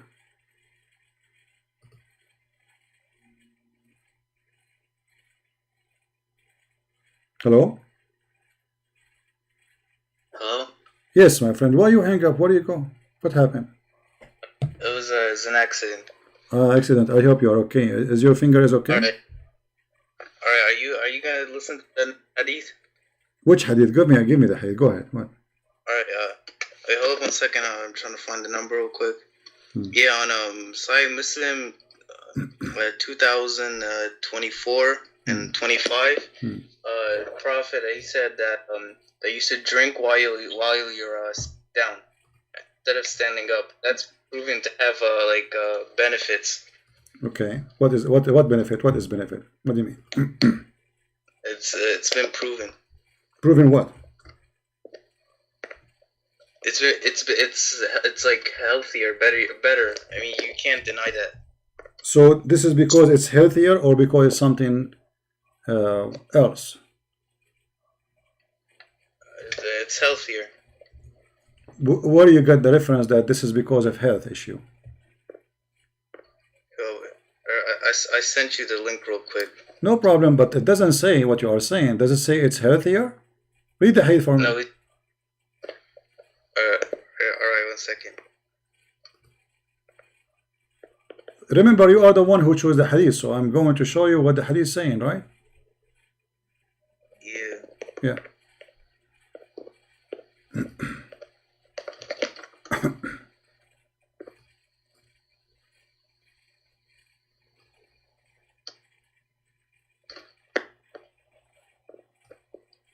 Yeah, it says Anas reported Allah's apostle disapproved of drinking water while standing. Okay, but does it say because this is healthy? No. Okay, so why you are saying it is because it's healthy if it is not? Are you making things up? Because anything our Prophet tells us to do, we listen to. I mean, there's lots of things Prophet Muhammad told us to do, and they've been proven to have benefits, like growing your beard and stuff like that. Okay, my friend, your Prophet, he said that people, they do that, the one who do that, the Prophet, he drink sitting because shaitan, he drink with him. If you drink standing, shaitan, he drink with you. Alright, what's wrong with that? But you just said to me this is because if it's healthy, but the fact it's superstition is stupid. Alright, how are you gonna say superstition? Don't you Christians believe? Okay, hold on, my friend. How you a second ago you said to me that this is a hadith proven to be healthy, but your Prophet giving the excuse for that because shaitan he drink with you.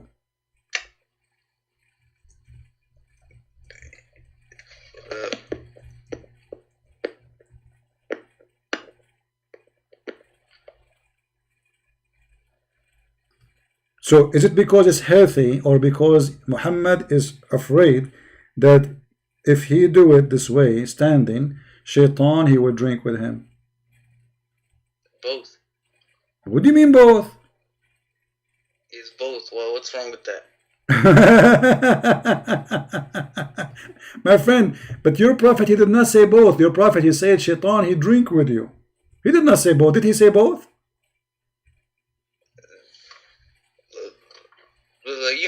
Almost everything in Islam that we do, almost everything has benefits, like fasting and my stuff. friend, everything have a. Why you are changing the topic? Why change topic? I'm not Okay, topic, so is it both, or your prophet he said that this is because shaitan he drink with you? Why can't it be both? Well, he did not say both. Did he say, my friend, did he say this is because it's healthy, or he said because of the shaitan?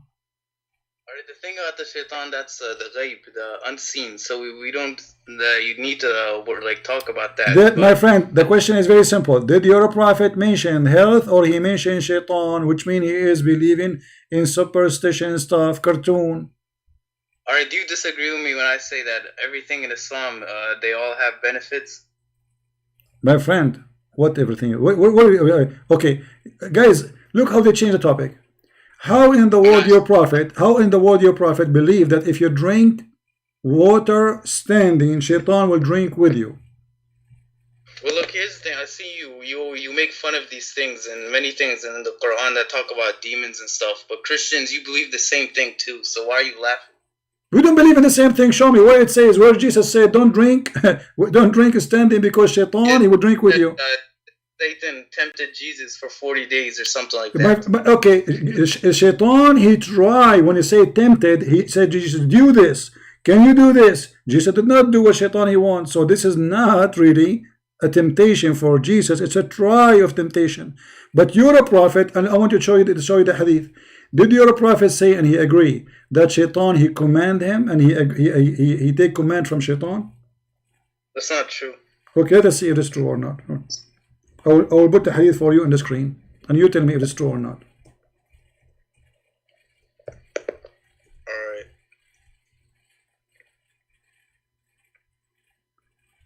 Here we go. This is Sahih Muslim. It says, none among you who is not attached from among the shaitan, the devil. The companion, they said, even you, prophet, even you? He said, yes, even me. But Allah helped me against him, so I am safe from his hands, and he does not command me but to do good. Do you see it on the screen, or I'm making things up? What's wrong with the hadith? It said shaitan can't make the prophet do bad things, can't tempt him to do bad things. Okay, so now you Muslim believe that shaitan is Allah, because he is the one who command Muhammad. Muhammad received command from who? From shaitan or from Allah? You can get command from anyone. If you were at the time of the prophet. Oh really? Okay, give me an example of good command of shaitan. How he is shaitan and he is giving good command? Like what? How shaitan giving good commands? It's possible. What do you mean possible? It's a shaitan. The guy is shaitan. How shaitan he give good command? I thought a prophet of God, he should only accept command from his God, not from shaitan. But now we based on your answer and the hadith, Muhammad received command from shaitan, and shaitan give him good command. Like what? To kill the Christians? No. Okay, so give me an example of good command of shaitan. Because I want to practice it. I like to practice good command of shaitan. Like what?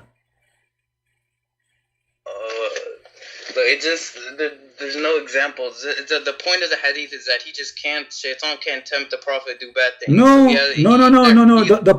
The point of the hadith that shaitan is commanding your prophet. This is what we learn.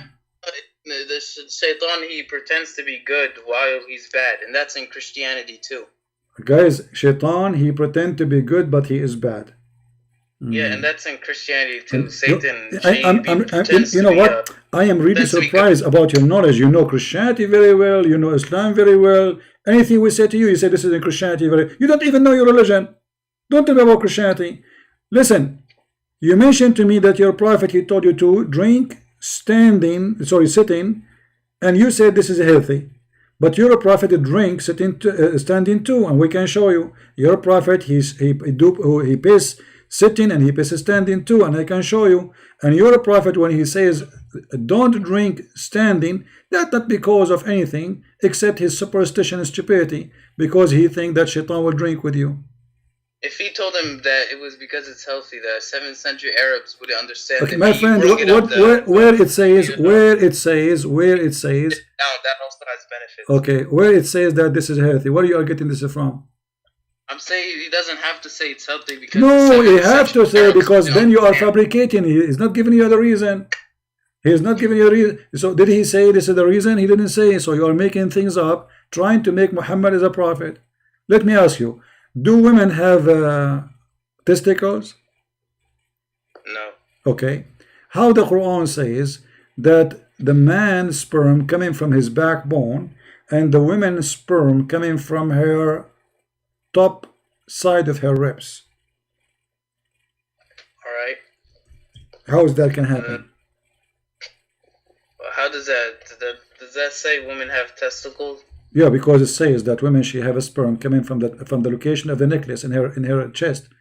How in the world the women she can do that? According to science, you are the one who's mentioned the word science, not me.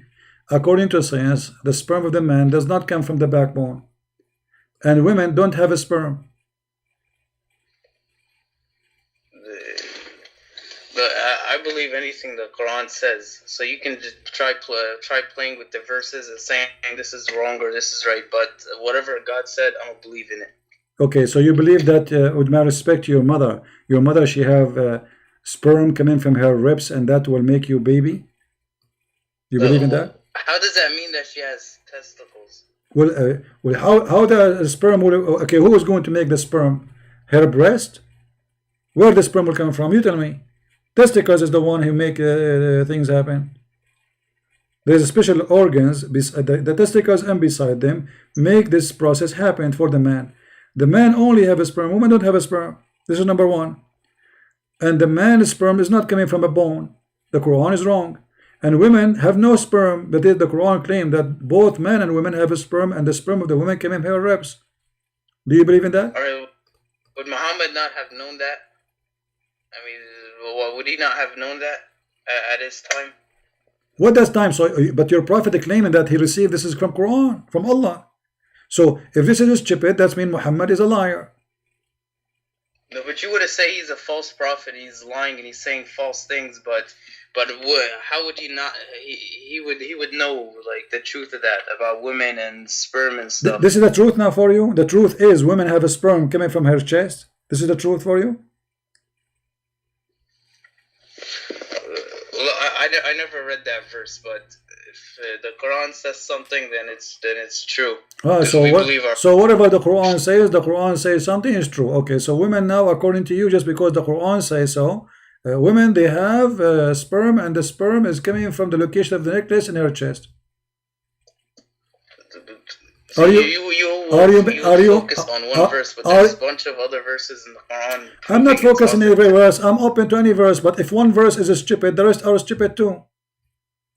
Well, the verse about the semen thing, I don't know a lot about it, but my friend, the verse, if this one the verse that you bring up a lot about, if this one, for example, the okay, hold on. If this one, spring, that's one I can respond to when I. Which one? Which one you can respond to? Which one? What? Which one you can respond to? The sun setting in some muddy water one. Okay, respond to this one. Guys, he can respond to the sun setting in murky water. Respond, go ahead. Alright, for the verse, it talks about what Dhul-Qarnayn saw. Yeah, and you can't prove otherwise. Okay, but who is the one who's talking? No, I'm saying the verse said that he saw the sun setting there. No problem, but who is the one who's talking? Who is the one you are saying? The verse saying he saw the sun. Who is the one who's talking?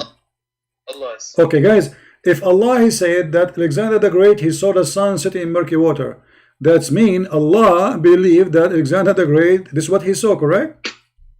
Yeah, I understand Okay. it, but there's a thing. Okay, And but there's read with me.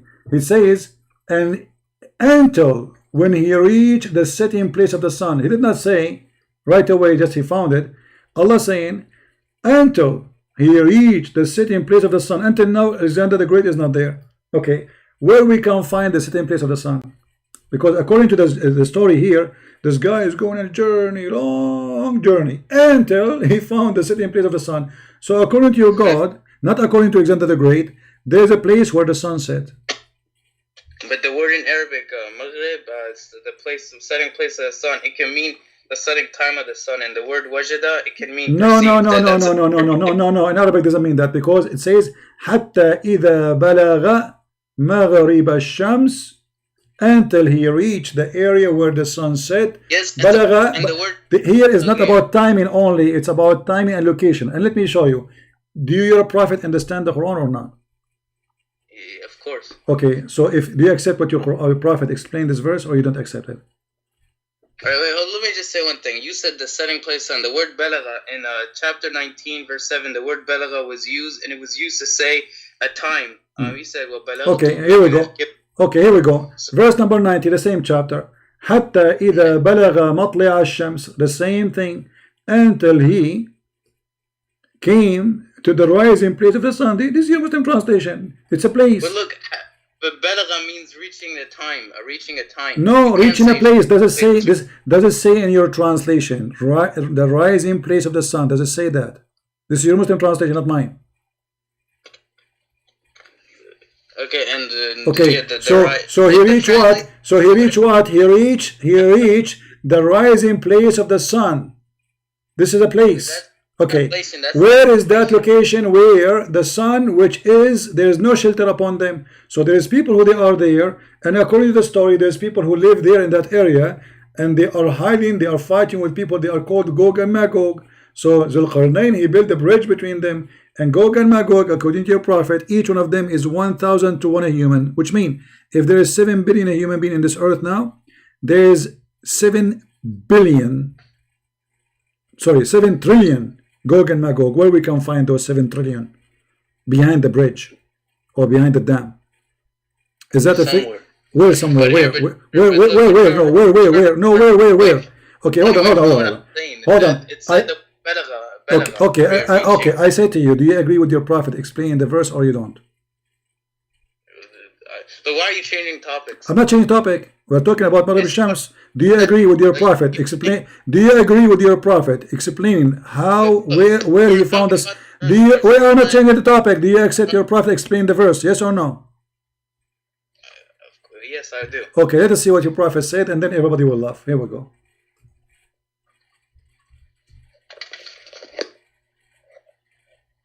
Here we go. Your prophet said, I was sitting behind the Messenger of Allah, SAW, shortwave FM radio, who was riding a donkey while the sun was setting. He asked, do you know where this set? Who is talking? Muhammad. Asking who? Abu Dhar. Do you know where this set? I know the hadith. Okay. And, so what he said? He said, the guy said to him, I do not know the Prophet and Allah knows best. He said, it's set in a spring of warm water. Okay, I know the hadith. I wanted to tell you something about it. The hadith, it's sahih, but the words, it sets in a spring water, they were only narrated by one person, by four or five other people. They said the hadith, but they didn't include the words. Okay, but the hadith. Okay. Okay, my friend. So the original hadith says what? Give me the original hadith. What it says? The original hadith talks about how the sun goes under Allah's throne, and it asks thank you, guys. Okay, I will go with you. You are watching Fifi videos, which is proving to me that this guy is helping us. Listen, you just said the original video is the sun going under the throne of Allah, correct? Do you agree? That's the original one. All right. The one with the and this water was okay. Narrated by one first person, of all, this hadith is correct, is approved, is authentic. Secondly, the hadith you just agreed with it, proving to me that Muhammad is a false prophet, because the sun. Hold on, you're a prophet explaining that the sun goes every day. How the sun move, right? The sun goes every day from point A to point B, correct? It's metaphorical when it says okay, that it okay, goes take care, under take the care, phone take care. I don't have time for liars. You are a potato. Your what metaphorical? Your prophet was sitting in the donkey. He saw the sun setting. He said, "Do you know where the sun set? Do you know where it goes?" This is metaphorical now. Aren't you people ashamed?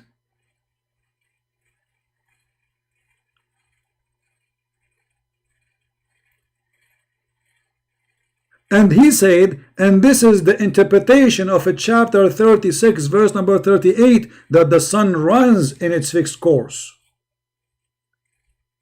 And we can go right now and see the interpretation of your scholars. I mean, look how this metaphor. So the other hadith is, brother, not the original, but the hadith is total agreement with the Quran. And the Quran say clearly, until he arrived to the sunset place, he found it. He didn't say he thought. You see, the Muslim, they claim that the Quran is a very good Arabic, top language. But look at the stupidity. If the Quran is a top Arabic, why he's saying he found it? One of the Abdul, he said that, don't call me again, I don't have time for kids. Why you are calling me? Why you are calling me? Why you are calling me? I don't. You see, either you show me a proof of what you are saying, or don't lie. Can you show me one person saying this metaphorical? Even Fifi, the one you mentioned his name, he said it's not metaphorical. Why you are lying? He hang up.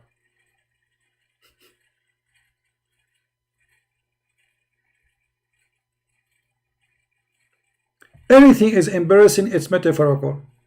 You have to show me that this is metaphorical. Do you have any reference for that? Not a single Muslim agree with this. So anything looks stupid, they will say it is metaphorical, or they will reject the hadith. Anything is stupid, we will play with it. For it is a shameful hadith.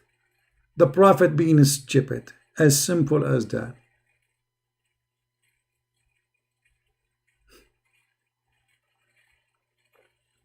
This is what happened when you follow a cult.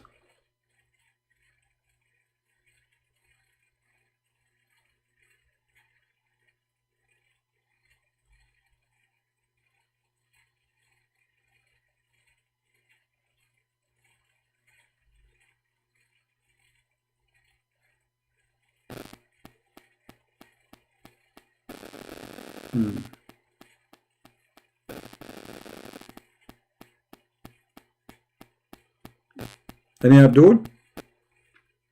Who is Abdul want to show us that this is metaphorical?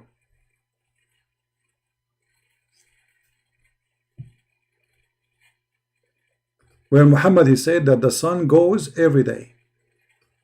Who want to show us that?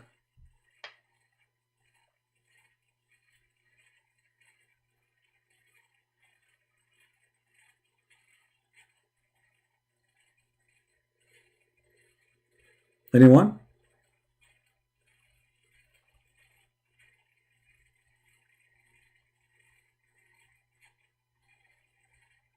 Who want to show us that this is metaphorical? So you make things up just to escape the humiliation.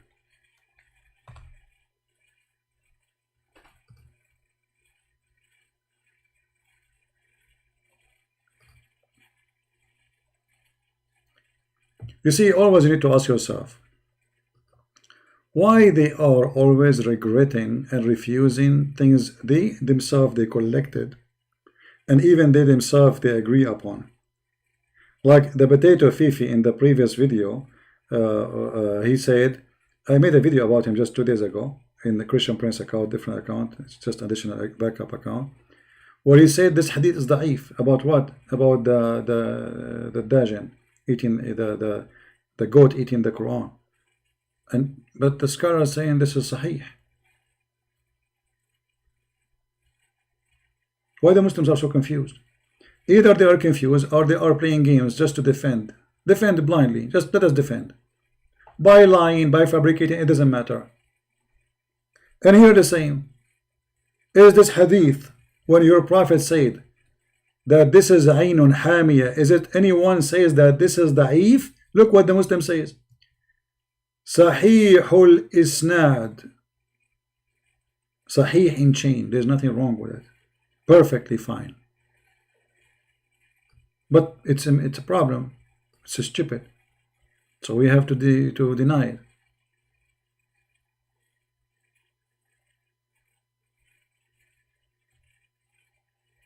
Right?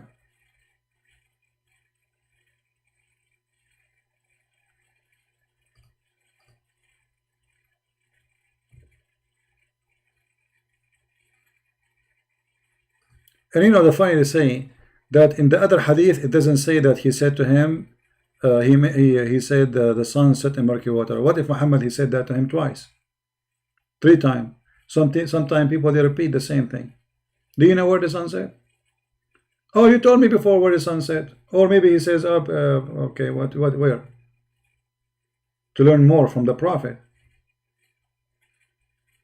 So is it possible that Muhammad he mentioned that twice or 3 times or 4 times? Muhammad he keep forgetting things, obviously. Muhammad is not healthy in his brain, obviously. Muhammad even he forget the Quran.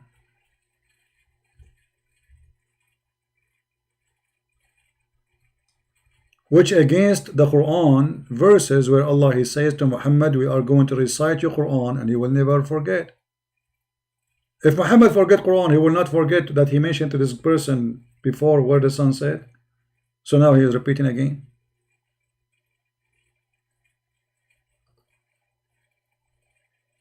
And now Muhammad forget the Quran, but the Muslim they say we recite the Quran by heart. That means they are more qualified than Muhammad himself. And how Muhammad and Muslim they recite the Quran and Allah he says, I will cause you to forget the Quran. And how Allah in the Quran says to Muhammad, I will give you Quran and you will never forget. It's an endless stupidity and contradiction.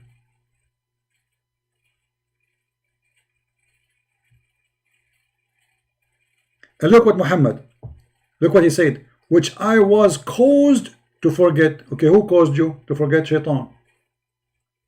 If you ask the Muslims, who is the one who caused you to forget the Quran?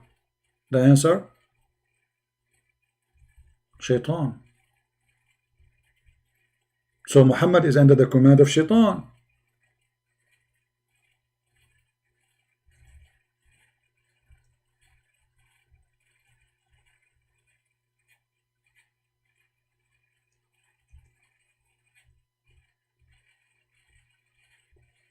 But isn't it the Quran says that Allah he said to Shaitan, you have no command over my followers, my good followers.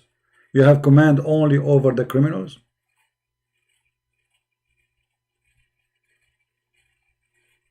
Huh?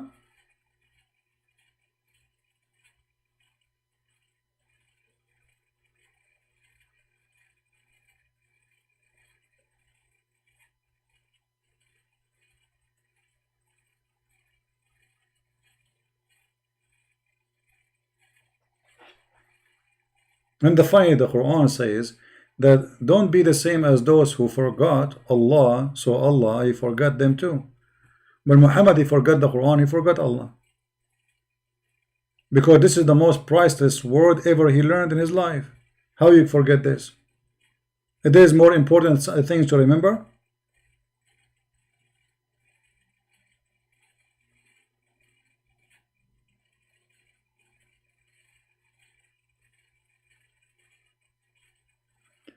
In this, we have Muhammad Khan is calling us. Let us see what Muhammad he want. How are you, Mr. Muhammad? Hello. Yes, Muhammad, we are live on air. What do you like to say to us? Go ahead. Yes, this is Shiraz again, and if you remember, I spoke to you 2 weeks ago. All right. Yeah, I spoke to you last time. You hung up on me, and I didn't actually misbehave with you, but I don't know why you. Because obviously you are wasting my time. I hang up on people when I lose my patience with them. Go ahead. What do you want to say to us? Remind what last time you were saying.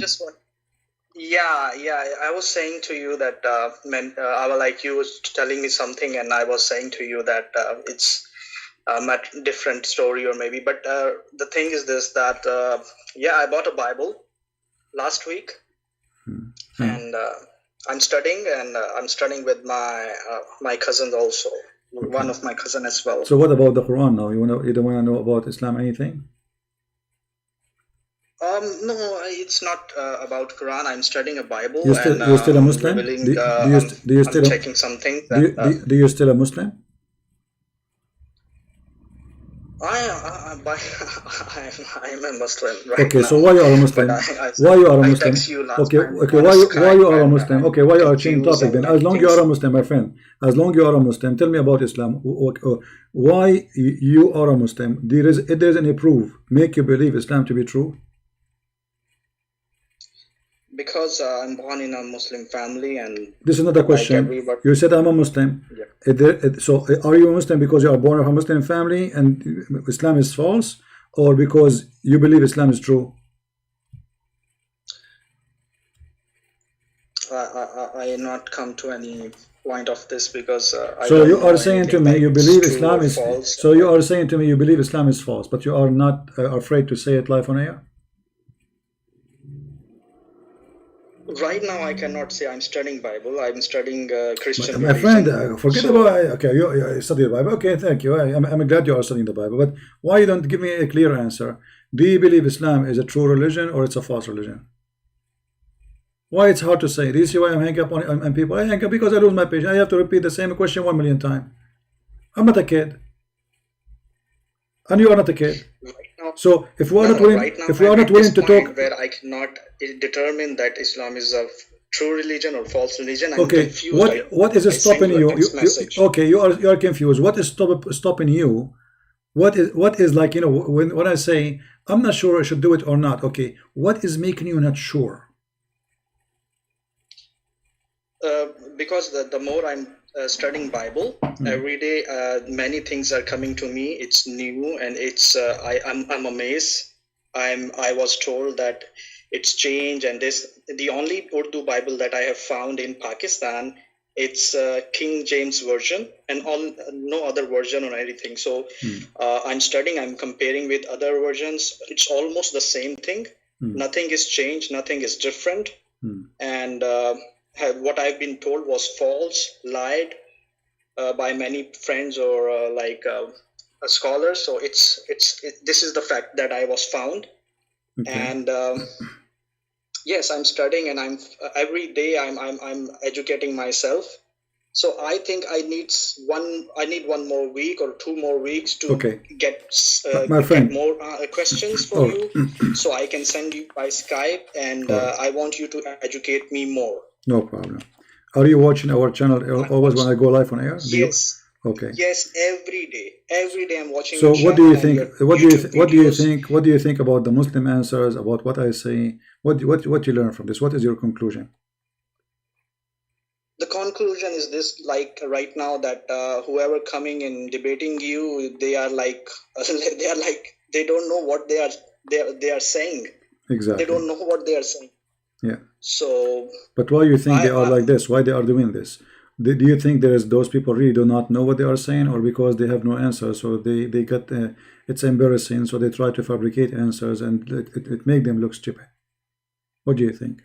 I think it's 50-50, because as being a Pakistani Muslim, and what I've been told from all of my life, like 50% of this, that all Christians, they are saying it's totally false. Bible has been corrupted and changed, and they are telling wrong things. And the second thing is that we have been told, we are the superior one, and all the other Christians and Hindus and other people, they are like insects, or like not the same people.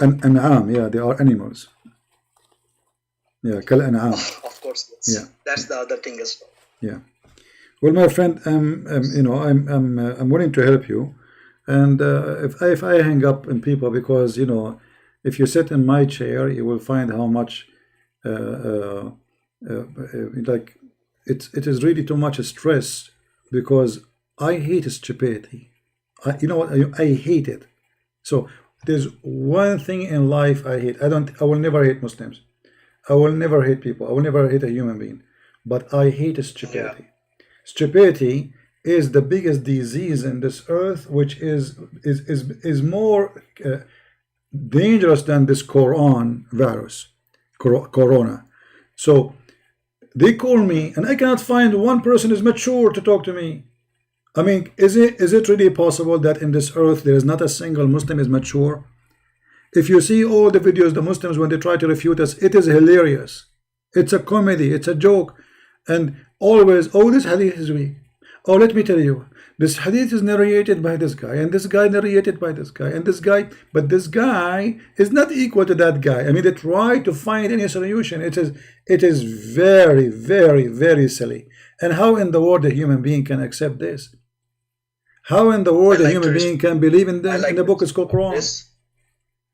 I like to respond. Yeah, the problem is this, that in Pakistan, that if you question anything and if you ask anything from your scholars or from your mullah or like a local cleric or anybody, if they are unable to answer, they always try to make it negative way, try to take a negative part out of it, that you're trying to be a mushrik, you're trying to be a kuffar, like you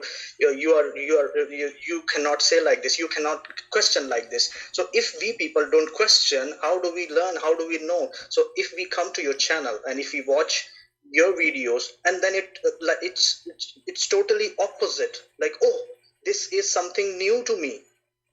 So this is the problem. Well, the problem is, my friend, we need more education, and knowledge is the good weapon, the armor of a human being. Today people are dying because they cannot fight a virus, but the virus is very weak.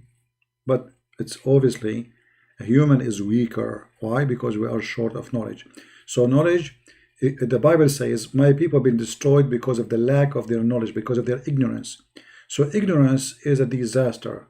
It is the biggest illness, and a human being, sadly, is swimming in his ignorance. People like you are from Pakistan, a poor person who worked all his life, hardly he can save $4,000, which is a lot of money for him. Then he spend $10,000 to do Hajj in Saudi Arabia. So he make the Saudi rich and he go back poor. Why? Because he want to go and kiss a black stone, and this black stone, by kissing it or touching it, it's forgive and erase his sin. I mean, this is ignorance. Imagine how much money those poor Muslims are wasting. They can build schools, they can build universities, they can build laboratories, they can build manufacturers, they can create jobs, they can open the eyes of the women, they can educate themselves. The money is gone to go around a stupid stone and kissing a stone. And then they build high building, they call it mosque, and the menorah is so high, it costs a lot of money. But yet the poor guy, he don't even have a roof for his own children, and he give from his pocket because he want to satisfy Allah. If he don't give donation, Allah will punish him. So he have to give donation. This is the disaster, ignorance. I agree. I was just listening. So, Trump, a guy is a Trump. They have Corona. Trump today, as we speak, he is giving assistance to Yemen. But Yemen, they say death to America. Death to the Jews, death to the Christians. But even the Yemen is getting the assistance from America. Even Saudi Arabia, the most rich Islamic country, they have an assistant donation come from USA every year. Egypt, Syria, Turkey. I mean, all of them. But they have a lot of money to spend in the cult of Islam. But when it's come to science, education, they have no money. The money is gone. Building a mosque, yeah, the money come from everywhere. Yeah, CP, is that possible? I need to go now because someone is coming. I No can't problem. talk much. Can I send you some message on your Skype so you can answer, or you can answer when you're live? I like to Is that answer by possible? talking. I hate text, to be honest with you. I'm not a text person. Just call me when I'm live on air. Okay. All right? Okay. I will definitely do this. Okay, Thank you very much. Take for your care. time. Bye-bye. Thank you. Bye. You know, the Mohammedan, they collected $100 million to build a mosque in New York, in Manhattan. $100 million to build a mosque, and people are dying in Somalia. Why you have to build the mosque in the most expensive area in USA? Because it's a show off. They want to build the mosque there so everybody will see it. $100 million to build a building, small tiny building. It's not a big, by the way. The price is not expensive because this is New York. So they have all this money to build a little tiny mosque, and nobody will go there, but they don't have money to the Somalian dying. And then they make program on TV. They say the Christians are feeding the Muslims and they convert them to Islam by giving them food. Every single TV station run by Muslim, they claim the same claim, that Muslims are leaving Islam because the Christians are feeding them. Okay, hold on. Let us say, for the sake of argument, this is why you don't feed them. How come you have all the money for terrorism, which costs billions of dollars? How come you have the money, Saudi Arabia attacking Yemen, killing millions of Yemeni, and Yemeni killing millions of people around them?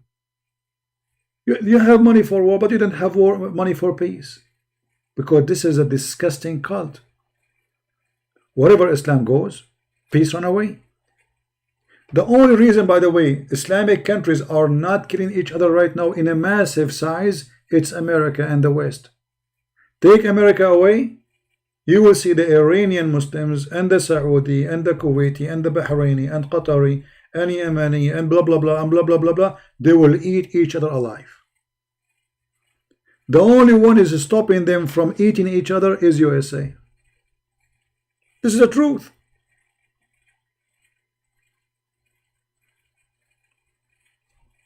If not George Bush, Saddam Hussein will eat all the Middle East. The Iraqi Muslim will slaughter the rest of the Muslims who don't agree with them. Saddam Hussein will take over. And this is what they do for a living always. This is not something new. Since the time of Muhammad, when the last time we Arab in the Middle East we have peace? We never have one. Never. Why? Did you ask yourself why? Forget about Israel. Israel is a country exists like 60 years ago.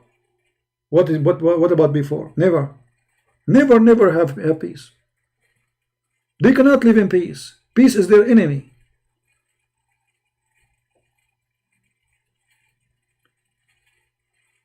And they blame America for, but before America you kill each other.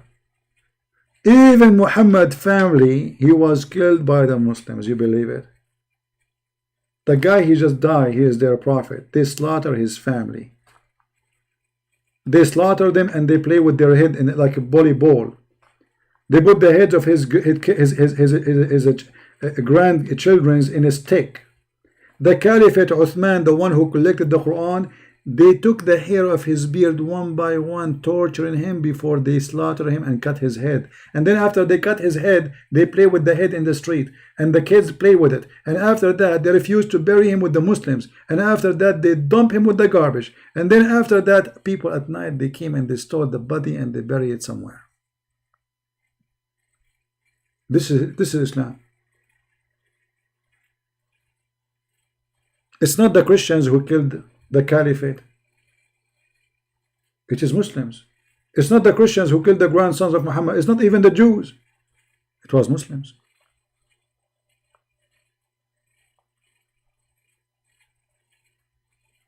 And they have the same lifestyle still exists. Emirat is Emirat because of USA. The second USA says we take our protection, Iran will eat them in one day. Overnight. The Shia, I believe the Sunni are kuffar. The Sunni believe the Shia are kuffar. They should be slaughtered. And the only reason they are not killing each other because America.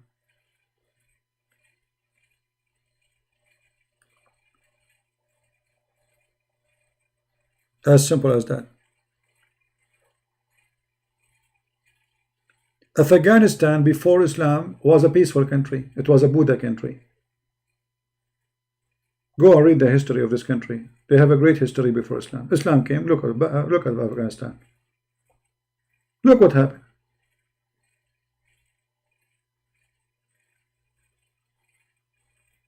Indian are the very, very old ancient nations with a lot of culture and knowledge. And look, Islam came and look at Pakistan.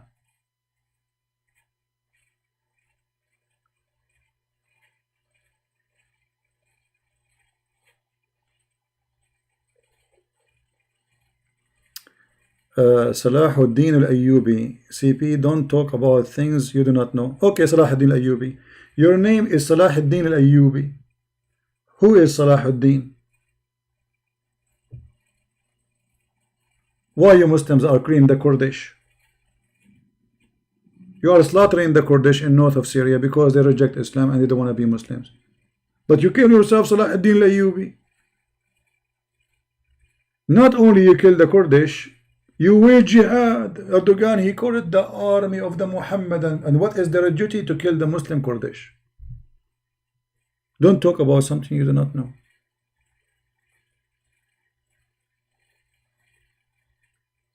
We are not in Yemen, not you. No, we are in Yemen. We do not need to go to Yemen to see what's happening.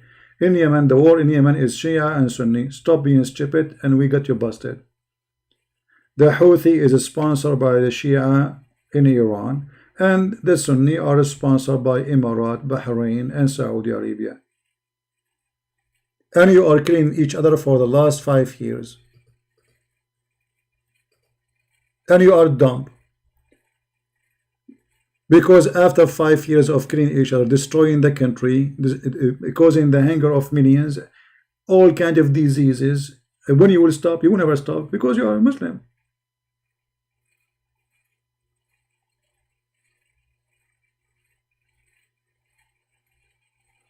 Salahuddin al-Ayyubi was a hero. Salahuddin al-Ayyubi is a scumbag. He raped Muslims, he kidnapped their women, he took them, he tortured the Arab. We know who Salahuddin al-Ayyubi.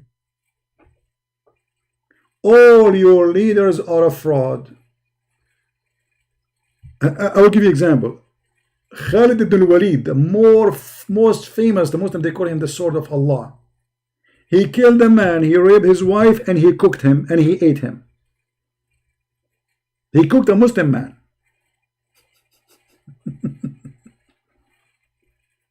All of you are a fraud.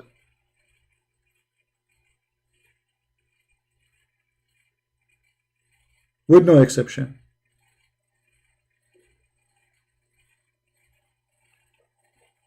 And this is why the Muslim today, they are desperate to flee to Europe because they cannot find a good living in their countries. Everything is a fraud there. The police is a fraud, the judge is a fraud, the sheikh is a fraud, the prince is a fraud, the king is a fraud, the president is everything is a fraud. The grocery store is a fraud.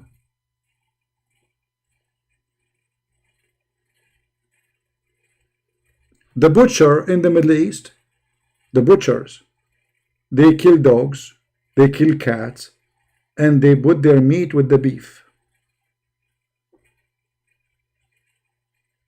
In the health center, which is supposedly from the government, they stamp the cow if it is healthy or not. If it's not healthy, they throw it in the garbage.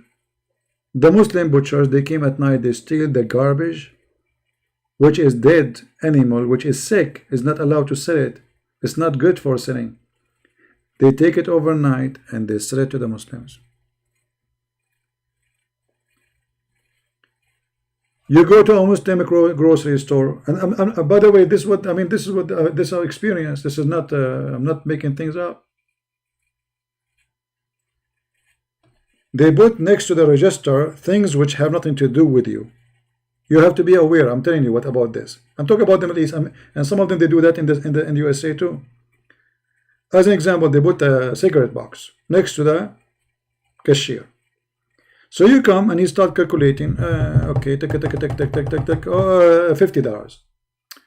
Now, if you check out, you will find that he added a cigarette box, but you don't even smoke. You did not buy a cigarette. You go back, you say, hey, you charged me for a cigarette box. What cigarette box? Oh, you know what? Look at it. It's here, still here. I thought this is yours. Maybe some other customer, he left it here.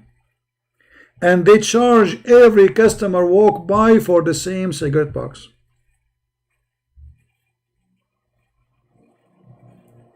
But when it's come to the prayer time, everybody want to pray on time. The beard is long. Holiness. We are holy. When it's come to the beer time, everybody drink beer. Everybody drink vodka, but in the back door. Prostitution, homosexuality, You know, there's a video of a doctor from Saudi Arabia, from the official government army hospital. She said 45% of the population of Jeddah, they have sexual relationship male to male, and they are family member.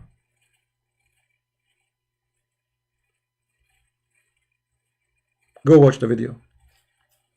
I'm just trying to remember the percentage. I think she said 45.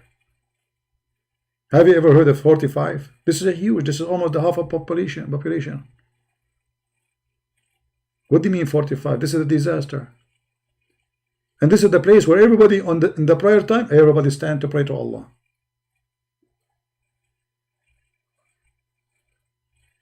And we are reporting facts. We are not making accusation. And the reason for that, when you are living in a taboo, then you do not know the person. You do not know really his reality is. Give him a freedom, then you will know if he is really want to pray or not. So they force people. And, you know, like somebody asked me why in the Middle East there's a huge number of homosexuality and lesbian. Very simple.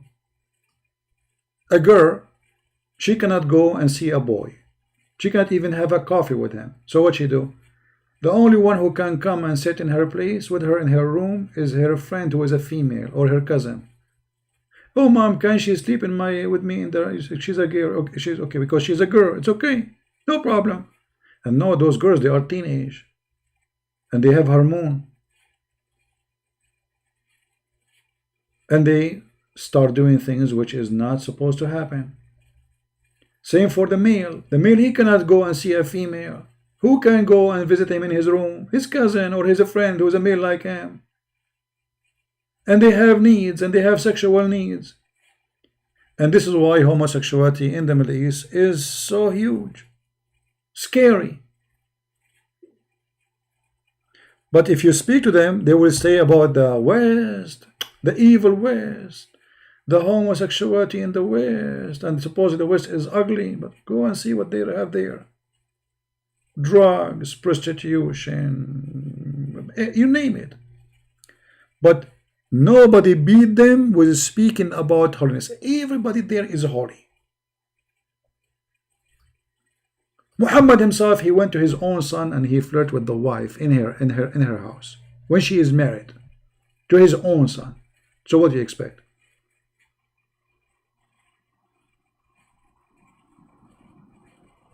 And now, I'm not saying all Muslims, they do that. For sure, there's people who they are good equality, and there's people who they are not.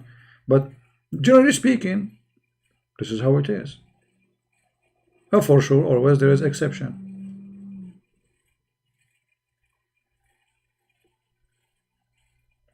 They say something, and they do something. You know, prostitution in the West, brother, go to Egypt. There's an actor, his name is Adil Imam. This guy, he always say things which is making fun of things happening in the society. So the judge, he said to him, after you learn that there is a belly dancer in the floor next to you, or the top of floor of you, why you did not move from the building? The guy said, if every Egyptian in Egypt will move because there's a belly dancer of the building, then the whole country will move out.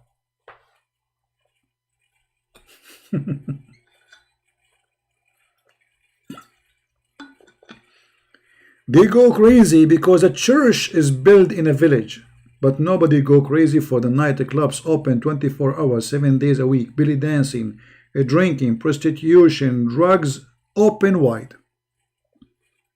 Nobody get upset.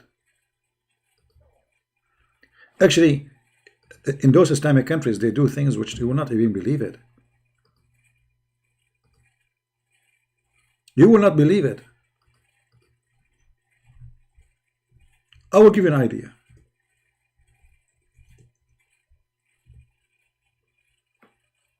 The most aggressive Muslims in the Middle East, they are the Egyptian Muslims, like Mimi Hijab. But this is Egypt. They bring you a naked woman in the stage. Look at this. I don't know if you can see. It is even disgusting. It's not even good to look at it. It's mean you feel like you want to vomit. This is in the street.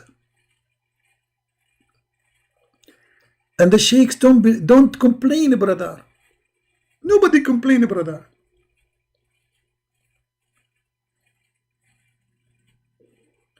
But if somebody says something,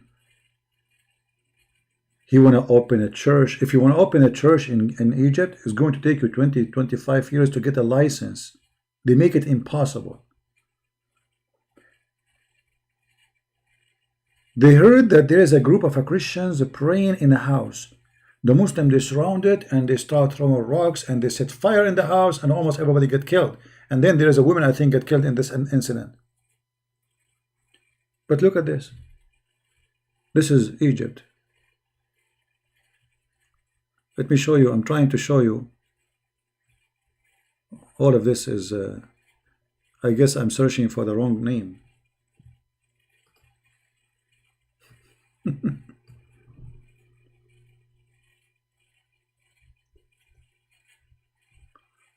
Let us see. Look at this. Do you see this? This is Egypt. This is Egypt. Look at this. Do you see this? Do you see this?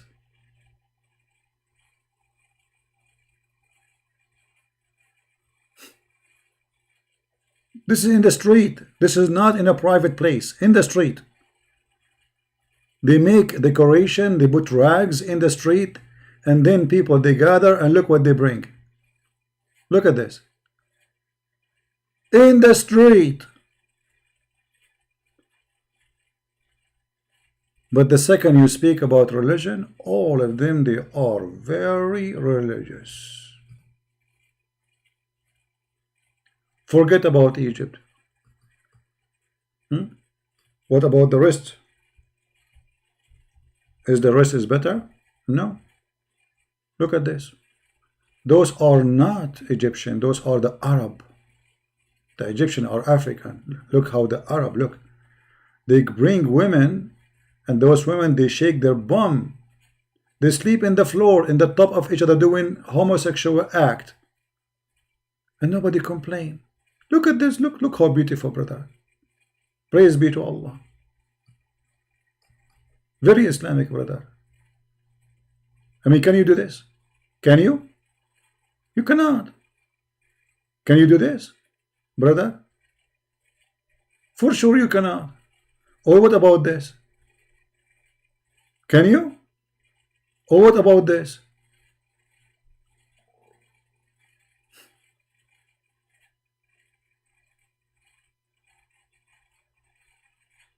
Isn't it amazing?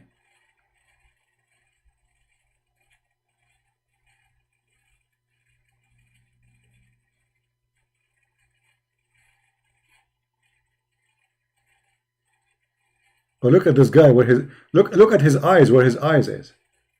Do you see where his eyes?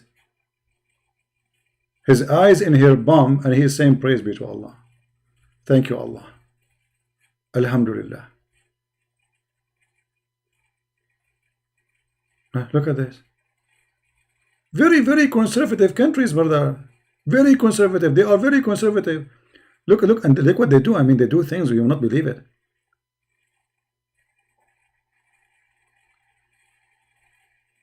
One of the disgusting thing they do, like women, she sleep, and the other woman, she sleep in the top of her, and then the third woman, she stop in the top, and they start like doing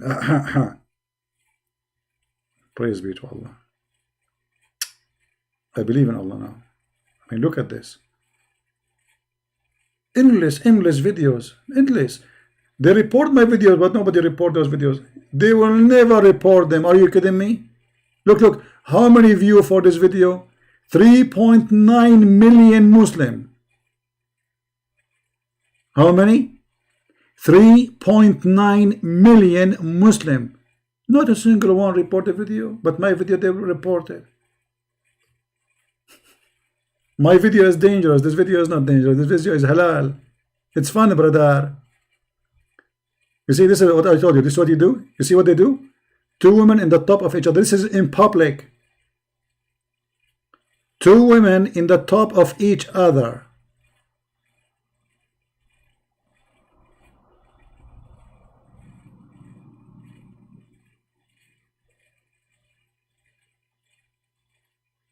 So, brother, we have to praise Allah, brother.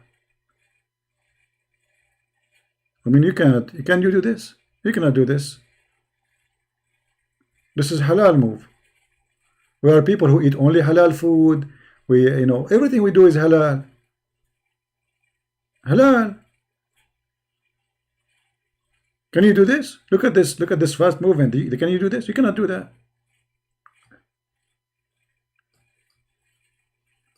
Even Superman cannot do that.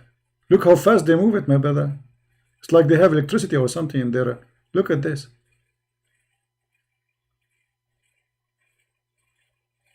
Alhamdulillah. Alhamdulillah, I'm a believer, brother. But a Christian making video proving Islam is wrong, the Muslims will report the video. They will go crazy. But those videos, nobody report them. Millions of viewers.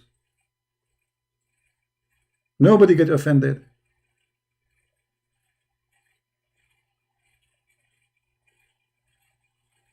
CP, do you watch those videos daily? My friend, not daily, to be honest with you. Depends when I am live, because I show people what you Muslim do. Brother, do you watch these videos daily? Are you saying to me, do I watch your sister daily? No, brother, I watch it occasionally. Are you happy now? And look, they are all conservative wearing hijab, brother. I mean, we have to be honest here. They are wearing hijab. They don't show their hair. I mean, come on. What do you want more? Not a single one of them, she is not wearing hijab. I mean, we have to be honest. Hijab is a must. It's impossible, brother. Very conservative. Look how conservative. Yes, she is bending over, yes, brother. Yes, she is shaking it, yes, brother. But she is wearing hijab.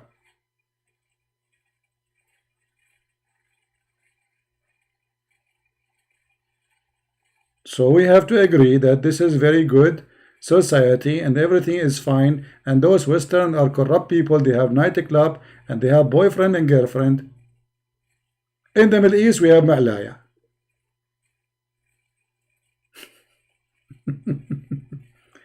And in these videos, guys, it's not like one video, two video. I can keep scrolling forever, like endless. You know what endless mean? Millions and millions and millions. Look, I can keep scrolling forever, non-stop. Praise be to Allah. Guys, I have to go and watch the video now. I cannot continue, sorry.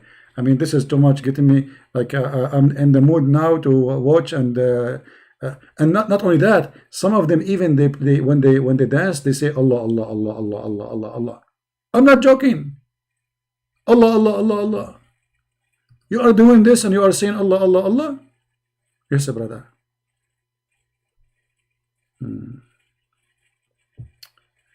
Why women kiss the feet of Jesus? This is fetish for you? Because you are expert, my friend, in the fetish things. That's why you think it's fetish.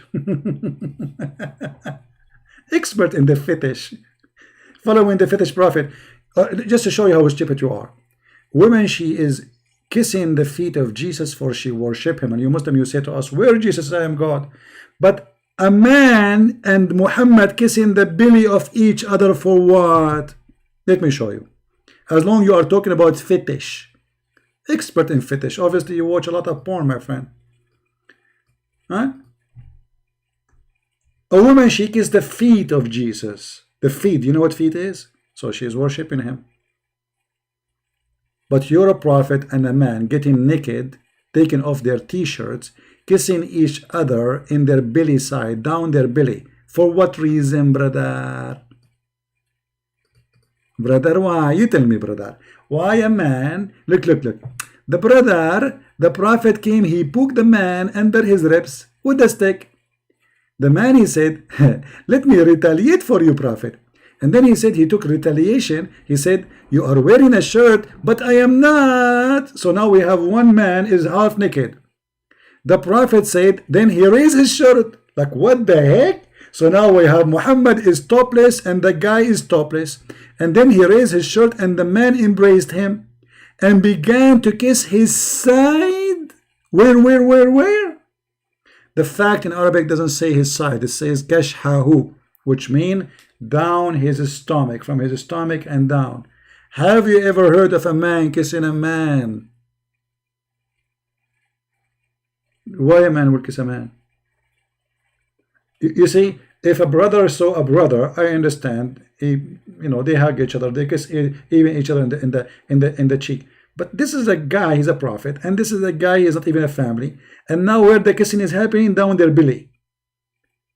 And they are left in their t-shirts, and hey, prophet, you are wearing t-shirt, I'm not wearing t-shirt. I want to kiss you. And then when he started kissing him, he said to him, don't stop. This is how I like it. Then he said, brother, this is what I wanted. I swear by Allah, this is what I wanted. This is what I want. Don't stop. Right there, don't stop. And you are talking about fetish, you idiot. You're talking to Christian Prince. So you brought humiliation for your prophet when we were talking about something else. Good for you. I'm so proud of you. And now they will say to you, this is weak, brother. No, it's not weak. This is sahih.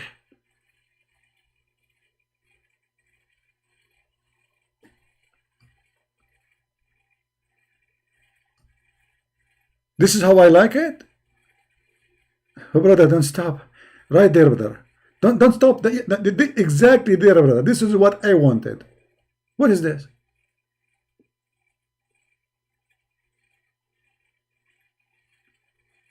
And you are talking about fetish, my friend. Shame on you.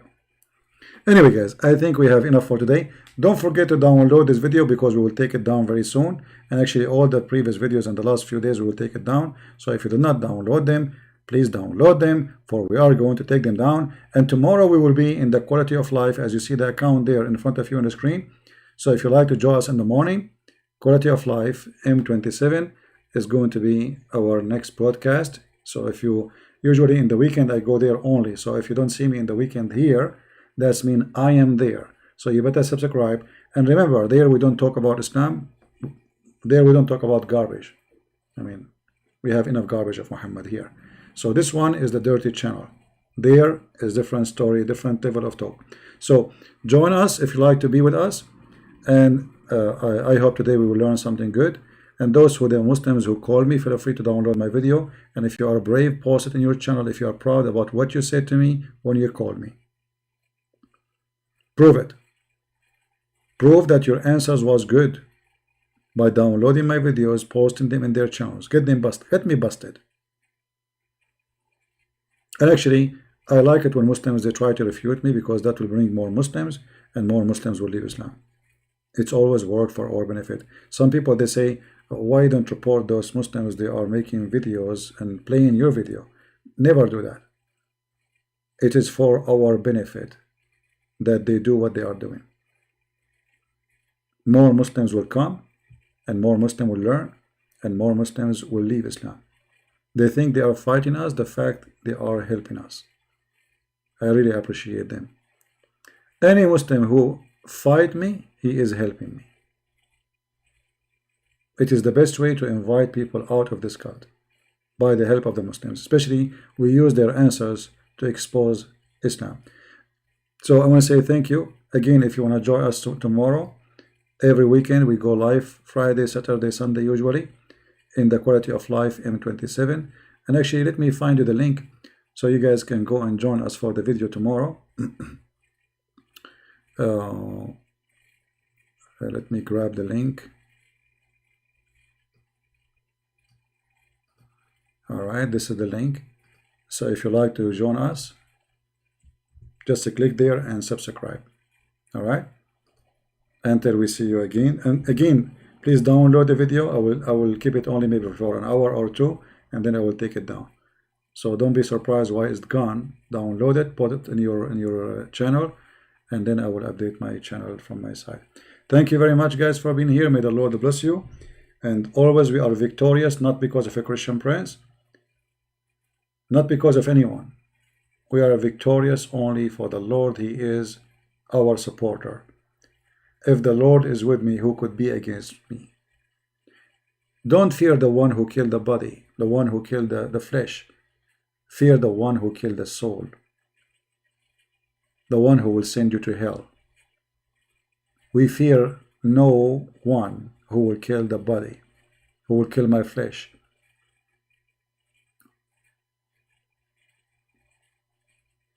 Always be victorious with him. And this is why they are losers. The more they defend, the more they help us. And the more we are in victory. And the more Muslims leave Islam. Thank you. May the Lord bless you. Until we see you soon again. Tomorrow, God is willing. Christ is Lord. And Islam is false. See ya.